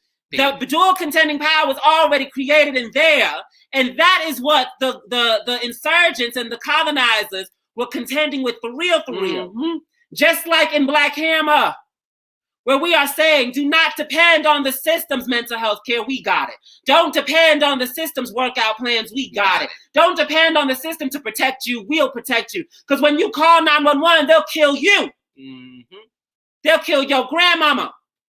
If you have a child who has different needs and things like that, they will kill them. Call Black Hammer today. We'll rectify that. And we create in this dual contending power, right? And we are asking for taxes, resources. What we're asking for, resources to help us continue this. And it goes back to you, and it goes back to you. So the people have an economy, and they're saying that the gas that the military would be getting the gas from, the Viet Minh have already collected taxes over their own resources. How dare they? How dare they? And some of the white leftists would call that capitalism. Colonized people having dictatorship over our land, lives, labor, and resources, and using it to feed ourselves. Capitalism. No, that is what seizing the means of production and utilizing. That's why they don't understand China. I know that. They say, how did China develop so fast in 30 years? They say, how did China develop so fast in 30 years? China was over here putting their people in the sweatshops. China was over here telling the people they could only have one child. But what you had to understand was China was under some severe conditions and had to create these resources. And the people have already united to gleefully go through suffering to know that this long war, they understood that the economy was a protracted war too. And now they are living in their victory. Woo! Look at that. They are living in their victory. Look at that, y'all. It was necessary for them to create those factories. It was necessary for them to create those factories. It was necessary to tell the people, hey, you cannot be populated like that because we don't know if we can hold it yet. But there's going to be a day where we can. And now you got fast trains all around China. And this is the brilliance of the Chinese Communist Party that won 1 billion people to a protracted and long struggle that has cost them 60 years. And now they are seeing the benefits of that. In 2008, this started again. In 2008, it begun the actual process of building communism again. The suffering was done. The period of time to come out on top is here. And we see now that the United States didn't see this growth underneath it, bubbling up into its rotten system. And now that it has spurted, it's done. It's done. The imperialist and colonial forces are done. It is sealed. There is no way for them to recover from this contradiction. It is here. And now we have to bring that inspiration and prove to the people that's where we're at now. This rotten system has growth in it, and it will never, ever recover. Never. Never. Woo! Y'all, we is going into this book. You understand? We're going in. American economic aid to Saigon, exclusive of military aid, was put at some $241 million annually. Its object to improve the agricultural economy and win the support of the rural population. You see, this is the stimulus checks. This is the way that the state will throw money at the populace to try to win them back. This is the welfare system, right? To try to win them away from revolutionary ideals and understandings. They will throw this money at them to keep them a slave for a little bit. They'll throw them some hush puppies. They fed slaves, I want you to know. They fed the slaves something, I want you to know, right? To keep the slave there. But the director of operations, operations, and the agency of international development aid, James Killen, estimated that 10 to 15% of the total went to the twilight areas that might be government controlled one day and in the hands of the Viet Cong the next.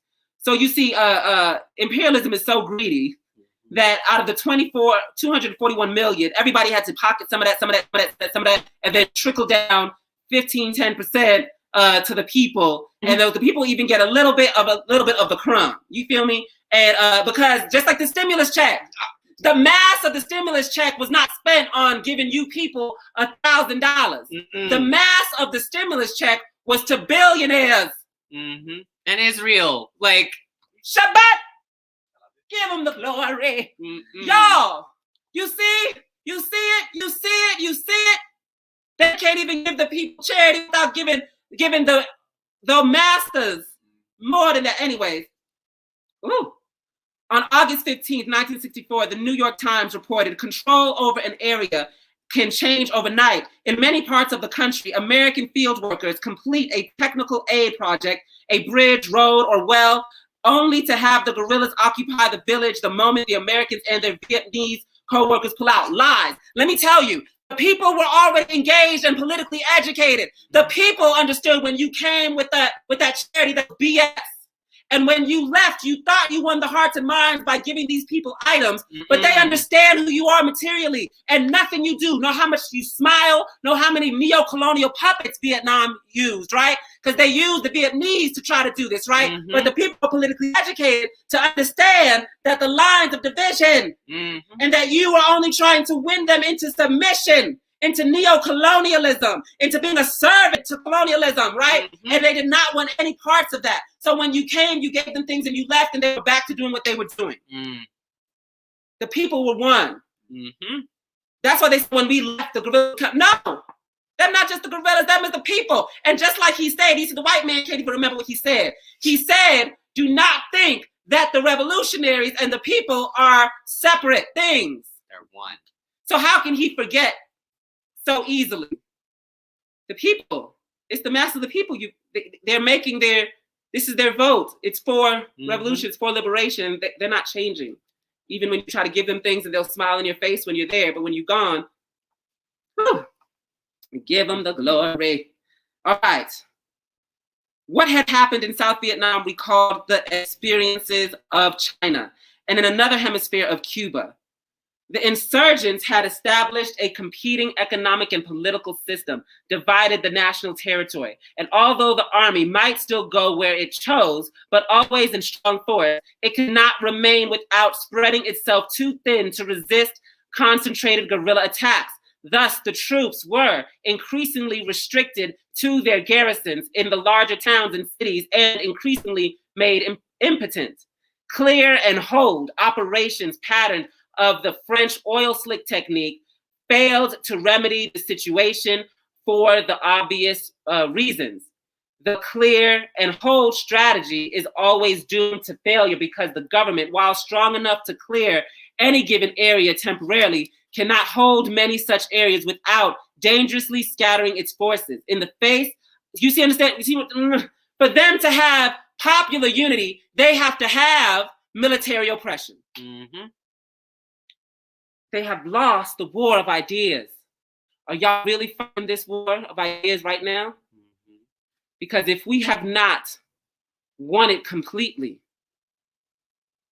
when the enemy attacks us, we will lose. The people were already politically won. They weren't all members. They weren't. And that's the thing. Most of the populace never became members of the Communist Party. What about China? Was all of them members? There was not a billion people who were part of the Communist Party. But instead, they were one. They were one to what the Communist Party was physically doing for the masses. And they said, of course, when that Red Army pulled through, everything was prepared for them. No one asked. There wasn't a scout that came to the village 2 weeks before and said, we need you to set up all these things. The peasants, the workers wanted what the Communist Party was bringing to them. They already had it set up. So the moment that the Red Army rolled through, they already had positions, they had places. They were already politically educated to understand what the role of the guerrilla in their village is going to play. And if they support the guerrilla, they will have more rice. They would have water. They would have better homes. All of these things came at supporting the guerrillas immediately. And that's where we got to be now, here in this, all over the world. We already got to win the populace to politically educated. And that's why knocking on doors, tabling, going out to where the masses are and propagating to them, there is inevitable victory under them. They'll set it up before. They will set it up before, and all this like complexity and bureaucracy that the state has to go through. We bypass that completely because the population has already been won. The military has all these bureaucracies and chains of command and military intelligence that got to tell you this before you move this. Not us.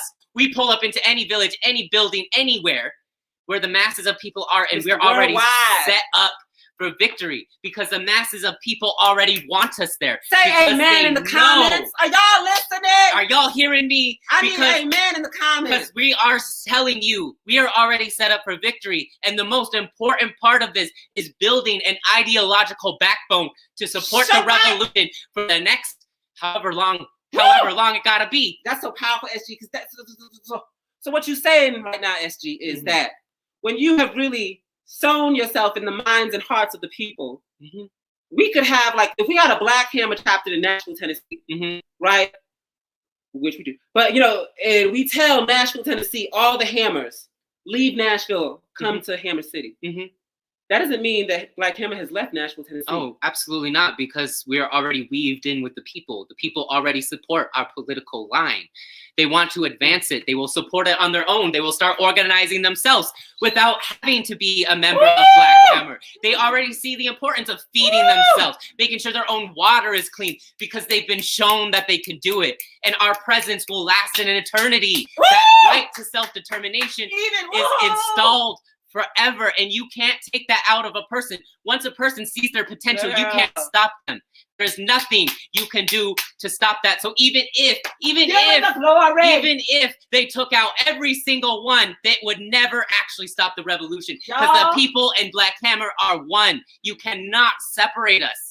Because we are of the class, we are of the people, and our idea, the inspiration that we can take dictatorship over our lives, land, labor, and resources is an internal idea. Internal idea that can never be Come on, y'all. And you know what? We see it. We see it every day. That we have sown ourselves in the hearts and minds of the people. And that Black Hammer will come out, even in the form of these other organizations that will not call themselves Hammers. None of these bitches was saying colonize before Black Hammer. None of these bitches were saying colonizer or colonized people until Black Hammer. They all have come closer to our line. We haven't moved an inch. We're only advancing. They are all moving closer to our line. I don't care. All of them. All of them have to move closer to our line because it's where the masses are. It's where the masses are. It's where the masses are. And we haven't moved an inch. We haven't changed our 4-point platform. This hasn't moved an inch. But they have all gravitated closer to us because we have sold ourselves in their minds. Maybe not their hearts, but at least their minds. And so can you imagine what we have done to the masses of the people on the ground? On the ground. That even if the masses of the people organize their own organizations, it would reflect a lot of the politics of the Black Hammer organization. And I want to say, too, a lot of white organizations are starting to bastardize our political line, but because they're tied to the colony, it will never manifest how we do. Because we are not tied to the colony. We are not tied to no white people. Who you see right now, the poor working class, myself and Commander Ghazi are not tied or strung up with no freaking white man, no white coalition, no, like none of that. This is who we are, and that's how our political line does manifest correctly, and why these other organizations can try, but they will fail. And we are in the war of the minds of our people and the hearts of our people, and we are winning, but we have to win a lot more. Feel the victory. Feel the victory. Have you seen how the power of the masses of people when they're united to something? You see the people in China for the culture war, where they were having their books, their Mao books, the red Mao books, and how happy and united. And you see how powerful and united the people of China are now, of DPRK, of Cuba. Could you imagine the masses of colonized people, billions of people all around the world united? We are engaging in a revolution that billions of people around the world can unite on. So excuse us white people who are not even close to 1 billion on the planet. If we miss you, if we don't think that you is necessary, we've done the numbers. If the masses have to be won, you're not part of the masses. You're just not that girl. You're just a decimal point. You're just not that girl. You're genetically weak. So when we're having babies with you, we're knocking you out of that situation. And after all of the annihilation and bombs and drones and diseases that you have put on us, we still outnumbering you hoes. Nature's still aligning with us for some reason to make us mourn. And you're not the masses. And we are targeting the hearts and minds of the masses. And the only way that the white power, the bourgeoisie, the white ruling class can engage in trying to control the masses is through state oppression. State oppression. And through gifts. Once you inform the people about the gifts, once you inform people about the state oppression, they can't get the mind of the people. And neo-colonialism like Obama, they can't goop the people. More than 3,000 government troops today, this is page 85, slogged through flooded rice paddies in a suspected communist stronghold 35 miles northwest of Saigon in one of the biggest and most fruitless operations of the Vietnamese War. The news item reflected a typical situation. As in most insurgencies, the guerrillas were able to choose their targets and to accept or reject combat at will. The government, lacking the military intelligence that popular support provides, found itself, that's what SG was talking about, found itself groping in the dark, engaged in random hit or miss operations that were inordinately expensive for the results achieved. A news dispatch of April 21st, 1964 provides more evidence of the same weakness. One group of today's government statistics indicated that frustrations of this war, government small unit operations such as searches or probes by patrols reached a peak of 5,190 during the week. The spokesman said that no more than 70 of these actually had made contact. Could you imagine having over 5,000 operations and only 70 of them having contact? That's a whole lot of wasted money. And after a while, you start to get comfortable. And you start to think, well, it's never going to happen to me. Yeah, I'm in the army. But your adrenaline wears down. It just becomes, and then the war comes, like, oh shit, what happened? What happened? And these people are constantly engaged hitting. So they used to hitting. You're not even used to this war you in. You're a soldier that not used to warring. Because they're engaged in the war of the Flea in any form of war that the typical Western army has. You're biting at nothing. You're clawing at nothing because by the time you did that, they're gone. And that's why we also say, make me big. That's why we also say that it is the poor working class colonized masses that are the leaders, because we are always engaged in war. Always. Every moment you wake up. We don't know peace in this system, but these white folks do. I don't care how poor they are. They experience peace in this system. They don't experience, I don't care how poor a cracker is, how homeless a cracker is. When a pig comes around him, his heart don't beat fast. White homeless people are given housing at an astronomically different rate than colonized homeless people. White homeless people are able to rectify their houselessness and go back into the normal means of society much faster and a greater rate than African and colonized homeless people. And if these homeless people do go back into regular colonial society, that is of a benefit to them. But a colonized person, it is not a benefit to live on the resources of your siblings. It is not a benefit to live off the exploited loot that is yours. The reason why you are here as a colonized people is because you were stolen, because you were brought here as a slave, or you were genocided. That is not of a benefit. So even if that white homeless person is out of homelessness and re-assimilated into colonial society, that is only of a benefit to them, and it will never benefit a colonized person. Come on. Ever. That's why a crackhead can become the president. George Bush II. George Washington. George Bush II. A white crackhead can become the president. Okay? Cha. And that's why white people, no matter how poor, will tie to the system, because the system gives the white people the ability to become the bourgeoisie. They all have the ability to become it. They may not become it, most likely, but their lottery actually exists. That lottery of becoming the bourgeoisie does not exist for colonized people. You can become petty bourgeoisie, but you have to be subservient to white power because the bourgeoisie have dictatorship over the land, lives, labor, and resources of colonized masses. And how do they do that? Through the state apparatus. The state apparatus that is in what people call third world countries and the state apparatus within white people's own countries. These pigs are not here to terrorize and police white people.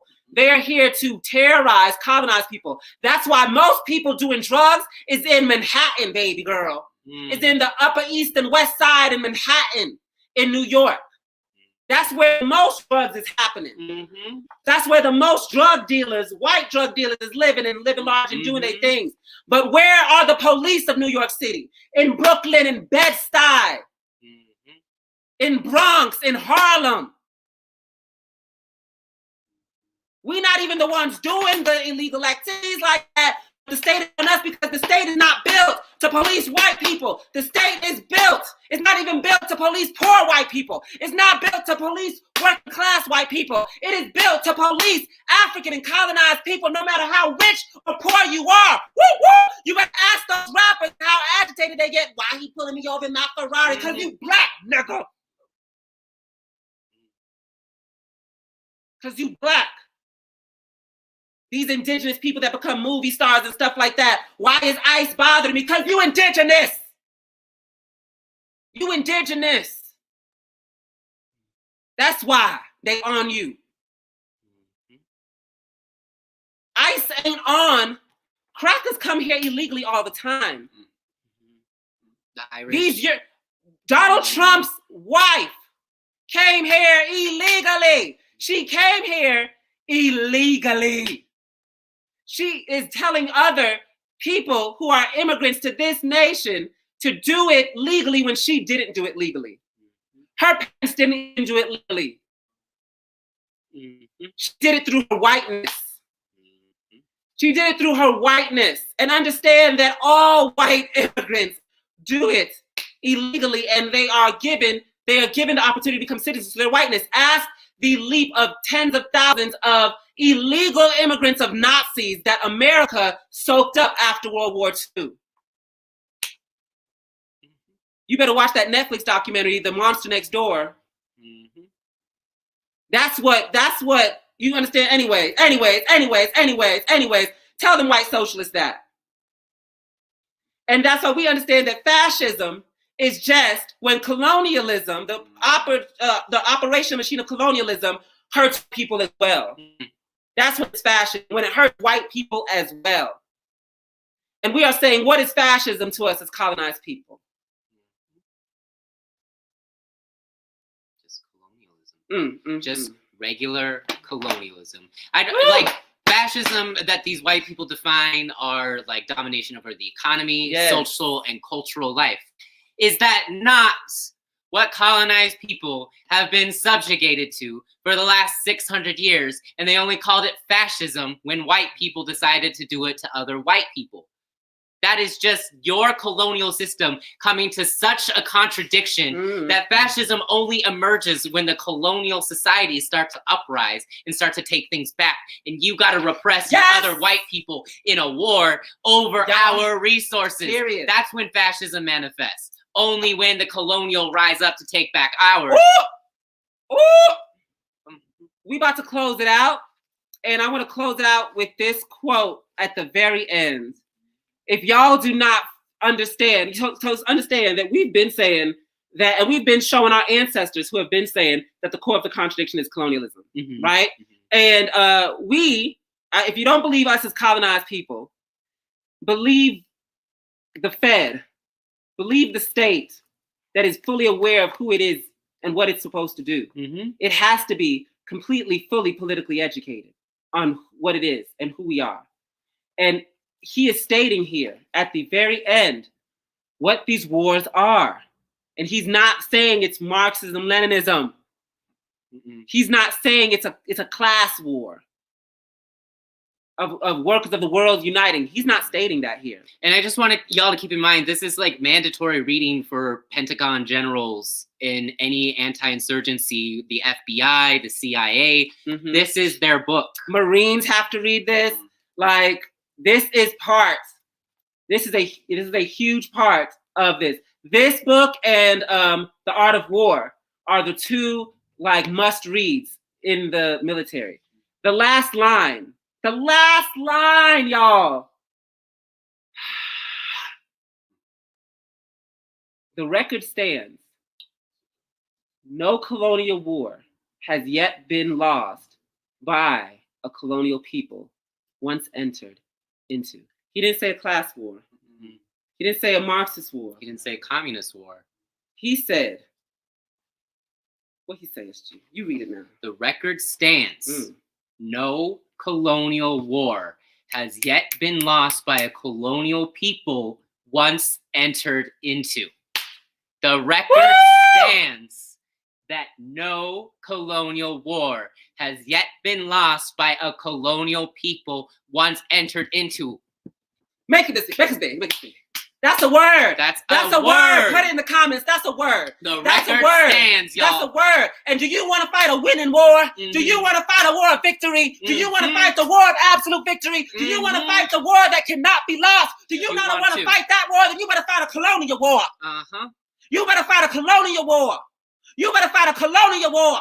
You better engage in a colonial revolution. You better engage in an anti-colonial revolution. You better engage in anti-colonial theory and ideology, because that is the ultimate one that promises you nothing but victory. He did not say anything else but a colonial war. And anything that he's about to talk about of how to stop that is to make the people believe that they're not in a colonial war. That's when he's about to talk about counterinsurgency. Right? That's why they have to attack Black Hammer. That's why they have to attack me. That's why they have to attack SG. That's why they have to attack Minister Wynn. That's why they have to attack the leadership of this organization. That's why they have to attack this entire thing. Because we are at the core. And when you're at the core, you have to look at these other bitches that want to focus on leaves and branches when you're at the root. And what we do is expose that they're not at the core. They're not at the core. And, yeah, babies, it's real. All right, we got announcements. And we got to tell y'all how much money we raised. Money, dollar bills, y'all. All right, let's go, Savvy. Wait. I have to sing this part. Let me sing. So what do you need to internalize?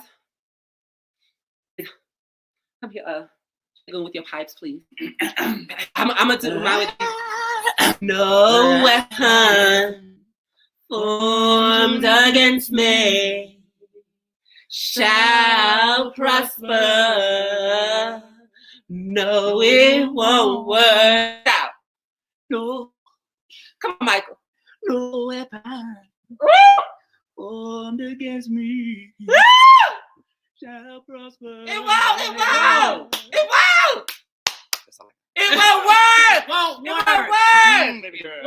weapon formed against me shall prosper, because no colonial war has yet been lost by a colonial people once entered into. Shabbat, give them the glory. Announcements. Let's go. All right, y'all. For all you colonizers that are watching, we just laid out perfectly why you got to join the Reparation Corps. And you got to win your family. You got to win your friends. You got to win your whole suburban white neighborhood. You got to win them and gut this colony and spill out those resources for an anti-colonial revolution. And the only way that y'all contribute to the revolution is following underneath the leadership of the colonized working class. So please sign up at the Reparation Corps. Go to blackhammer.org/reparations. It's every Sunday from 6 p.m. to 8 p.m. Eastern Standard Time, and you'll sign up for an 8-week boot camp where you learn how to actually commit national suicide and build an anti-colonial revolution in principled unity with the colonized working class. Woo! Yes. Like Che Guevara said, to truly be in solidarity, you have to be tied to the other comrade in a way of that your victory is your victory, but their defeat is also your defeat, right? To share victory and defeat. And so to do that, You got to be under our leadership. Land back. Next is... 14 the Hammer. 14 the Hammer is the mandatory political education for all Black Hammer members. We dive deep into political education just like this, but we go even deeper. Like prison and talk. we expose all the contradictions of society with these political educations, and we also get defense training from our Minister of Defense and our Chief of Defense, Sundiata and Minister Seen, where they tell us how to protect ourselves and how to protect our community. We learn how to be agitating. We learn how to propagate effectively. So if you want to be in this kind of 14 the Hammer, which is what we talk about, is hammers are built through fire and it builds strength.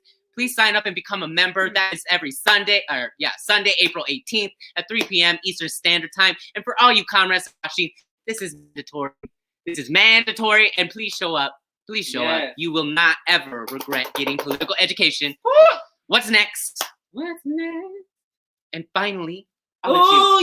Tell us who you're going to fight. Tell us who She's going to be in a debate, y'all. She's going to be in a debate with Hope Giselle, who is an LGBTQIA and plus activist. And we're going to talk about the difference between revolution and selloutism. And it's going to be very educational for Sister Hope Giselle. And it's also going to be educational for Sister Hope Giselle's followers for them to understand, revolution, historical dialectical materialism, and to break it down. You feel me? Brother, you know what I mean? So anyways, laying back, y'all. Next announcement. I also have a discussion with my bro, Manala Rose. Oh my goodness, y'all. Y'all know who he is. Big rapper. You feel me? On the charts and things like that. This brother has worked with amazing people like Swiss Beats and all kinds of things, y'all. So we is about to link up and get into it. We're going to have a discussion about, the CIA and rap music. We're going to talk about it because he a real rapper now. He not one of them, he make it strip, make it split kind of situation. And I like that. But I want to show him how we can do that. And be revolutionary. Woo! Give him the glory. Shabbat. What's next? And next week, y'all, we're reading more of The War of the Flea. We're going to be going over chapter 7 and 8. And I'm going to tell y'all, we're getting to the wrap of this book, so there's even more gems. So please make sure that you are reading and get your Read That Backs for next week, because we're going to be right back here again telling y'all all of these details about how we are going to advance anti-colonial revolution. Woo-hoo! Land back, everybody. So our final thing, I just want to say that if you do not believe in the power of revolution, the power of anti-colonialism, the power of the people and the masses, understand you as a hammer is only because of the ancestors before us who have struggled. And your flame is lit because their flame was lit. You feel me? And that, there's people on the Twitterverse that want to show pictures of me when I was balling out of control. You know what I mean? I'm in Manhattan Beach, California, living as a modeling agent and also hustling to the side. Me being up in Beverly Hills. You know what I mean? You know what I mean? And, something I talk about all the time. But I want to say that is no shame for me, because I can gladly and proudly say I gave up a situation where I was making 7 figures and joined the revolution. Bitch, have you done the test? No, they haven't. What have you given for the masses of the people? Because I ain't in Beverly Hills no more. I ain't in Beverly Hills no more. I don't have a car no more. She in a 1-bedroom apartment with 6 other people. So I want to know. So my class suicide was real, baby girl. So you see the ancestors, you know what I mean? But anyways, finding the revolution and making that class suicide and joining the ranks of my people, right, is because of the Black Panther Party. It's because of Marcus Garvey United. It's because of Crazy Horse. It's because of Sitting Bull. You know what I mean? It's because of the Trail of Tears. It's because our ancestors fought back. So even in these wars that they have lost, they have won me. And they have won you, SG. You, SG, who could have linked up with this system and made lots of money. Damn. This girl is brilliant. You see what she giving? And she was among them. And she could have said, you know what? I'm just going to act like them. I'm going to sell out and tired of that. But the drums of revolution beat in her heart. They couldn't tear it away. Yeah, my ancestors have informed me that it didn't matter how tied I could have been. I could have been a sad sob story for a college application and admission. I could have been the token figure for a nonprofit and gotten millions. I don't want that. All of that means nothing. Nothing to me. Nothing. Because every day I wake up and I see the news of my people still getting their uteruses cut out of them and sold. Every day I see families getting ripped apart. Every day I see people getting drowned. And none of those things would have ever stopped that. And in fact, supported it. And I saw it. I was on the back end of being helped by a nonprofit. I'm on the back end of being served by these government entities. They were there to actually do that. They were there to replicate the cycle so I'd never leave. But there's only one out of my situation. Revolution. And that is the same for all of y'all. It is revolution that will take you out of suffering. I promise. And whatever you think you are sacrificing, which I argue isn't a sacrifice, you will get it back 1,000,000 times over in a revolution. Period. No discussion on that. Period. And before we close, I just want to say that Black Hammer believes to cause this revolution, we do not believe that we should engage in random acts of violence. We do not believe that we've got to even engage in violence. What we believe is that we as an organization don't have to do that, right? But what we believe is that once the people are united with the 4-point platform, the masses of the people, they will come to the conclusion and do the necessary things to have revolution. Because as you see from the War of the Flea, it was the masses of the people. It was a people's war, right? It wasn't a Viet Minh War. It wasn't a Ho Chi Minh War, right? It was politically educating the people, and the masses knew what they needed to do. So just so full disclosure, Black Hammer believes that its ability to enact a revolution is to make sure that billions of people unite with our 4-point platform. That's it. Through political education, by persuasion, not force. That's it. Land back. And Ashley, how much did you raise? All right. Well, thanks to all of y'all working hard and making sure you're spreading the word of the revolution, we were able to absolutely smash our goal, and we have been able to raise $829. Give them the glory. Oh my God, y'all, thank you so much. This gets us so far. Each and every donation puts us closer to building a real dual contending power. So please. We did it. We did it. We did it in the comments. We did it. We did these small victories. This is a small victory that is amounting to the success of our revolution and the liberation of our people from colonialism, y'all. Colonialism, y'all. This means something. The book trap is a victory, a small victory that happens every week, waging the political war of ideas. Bye, y'all. Bye, y'all. Land back.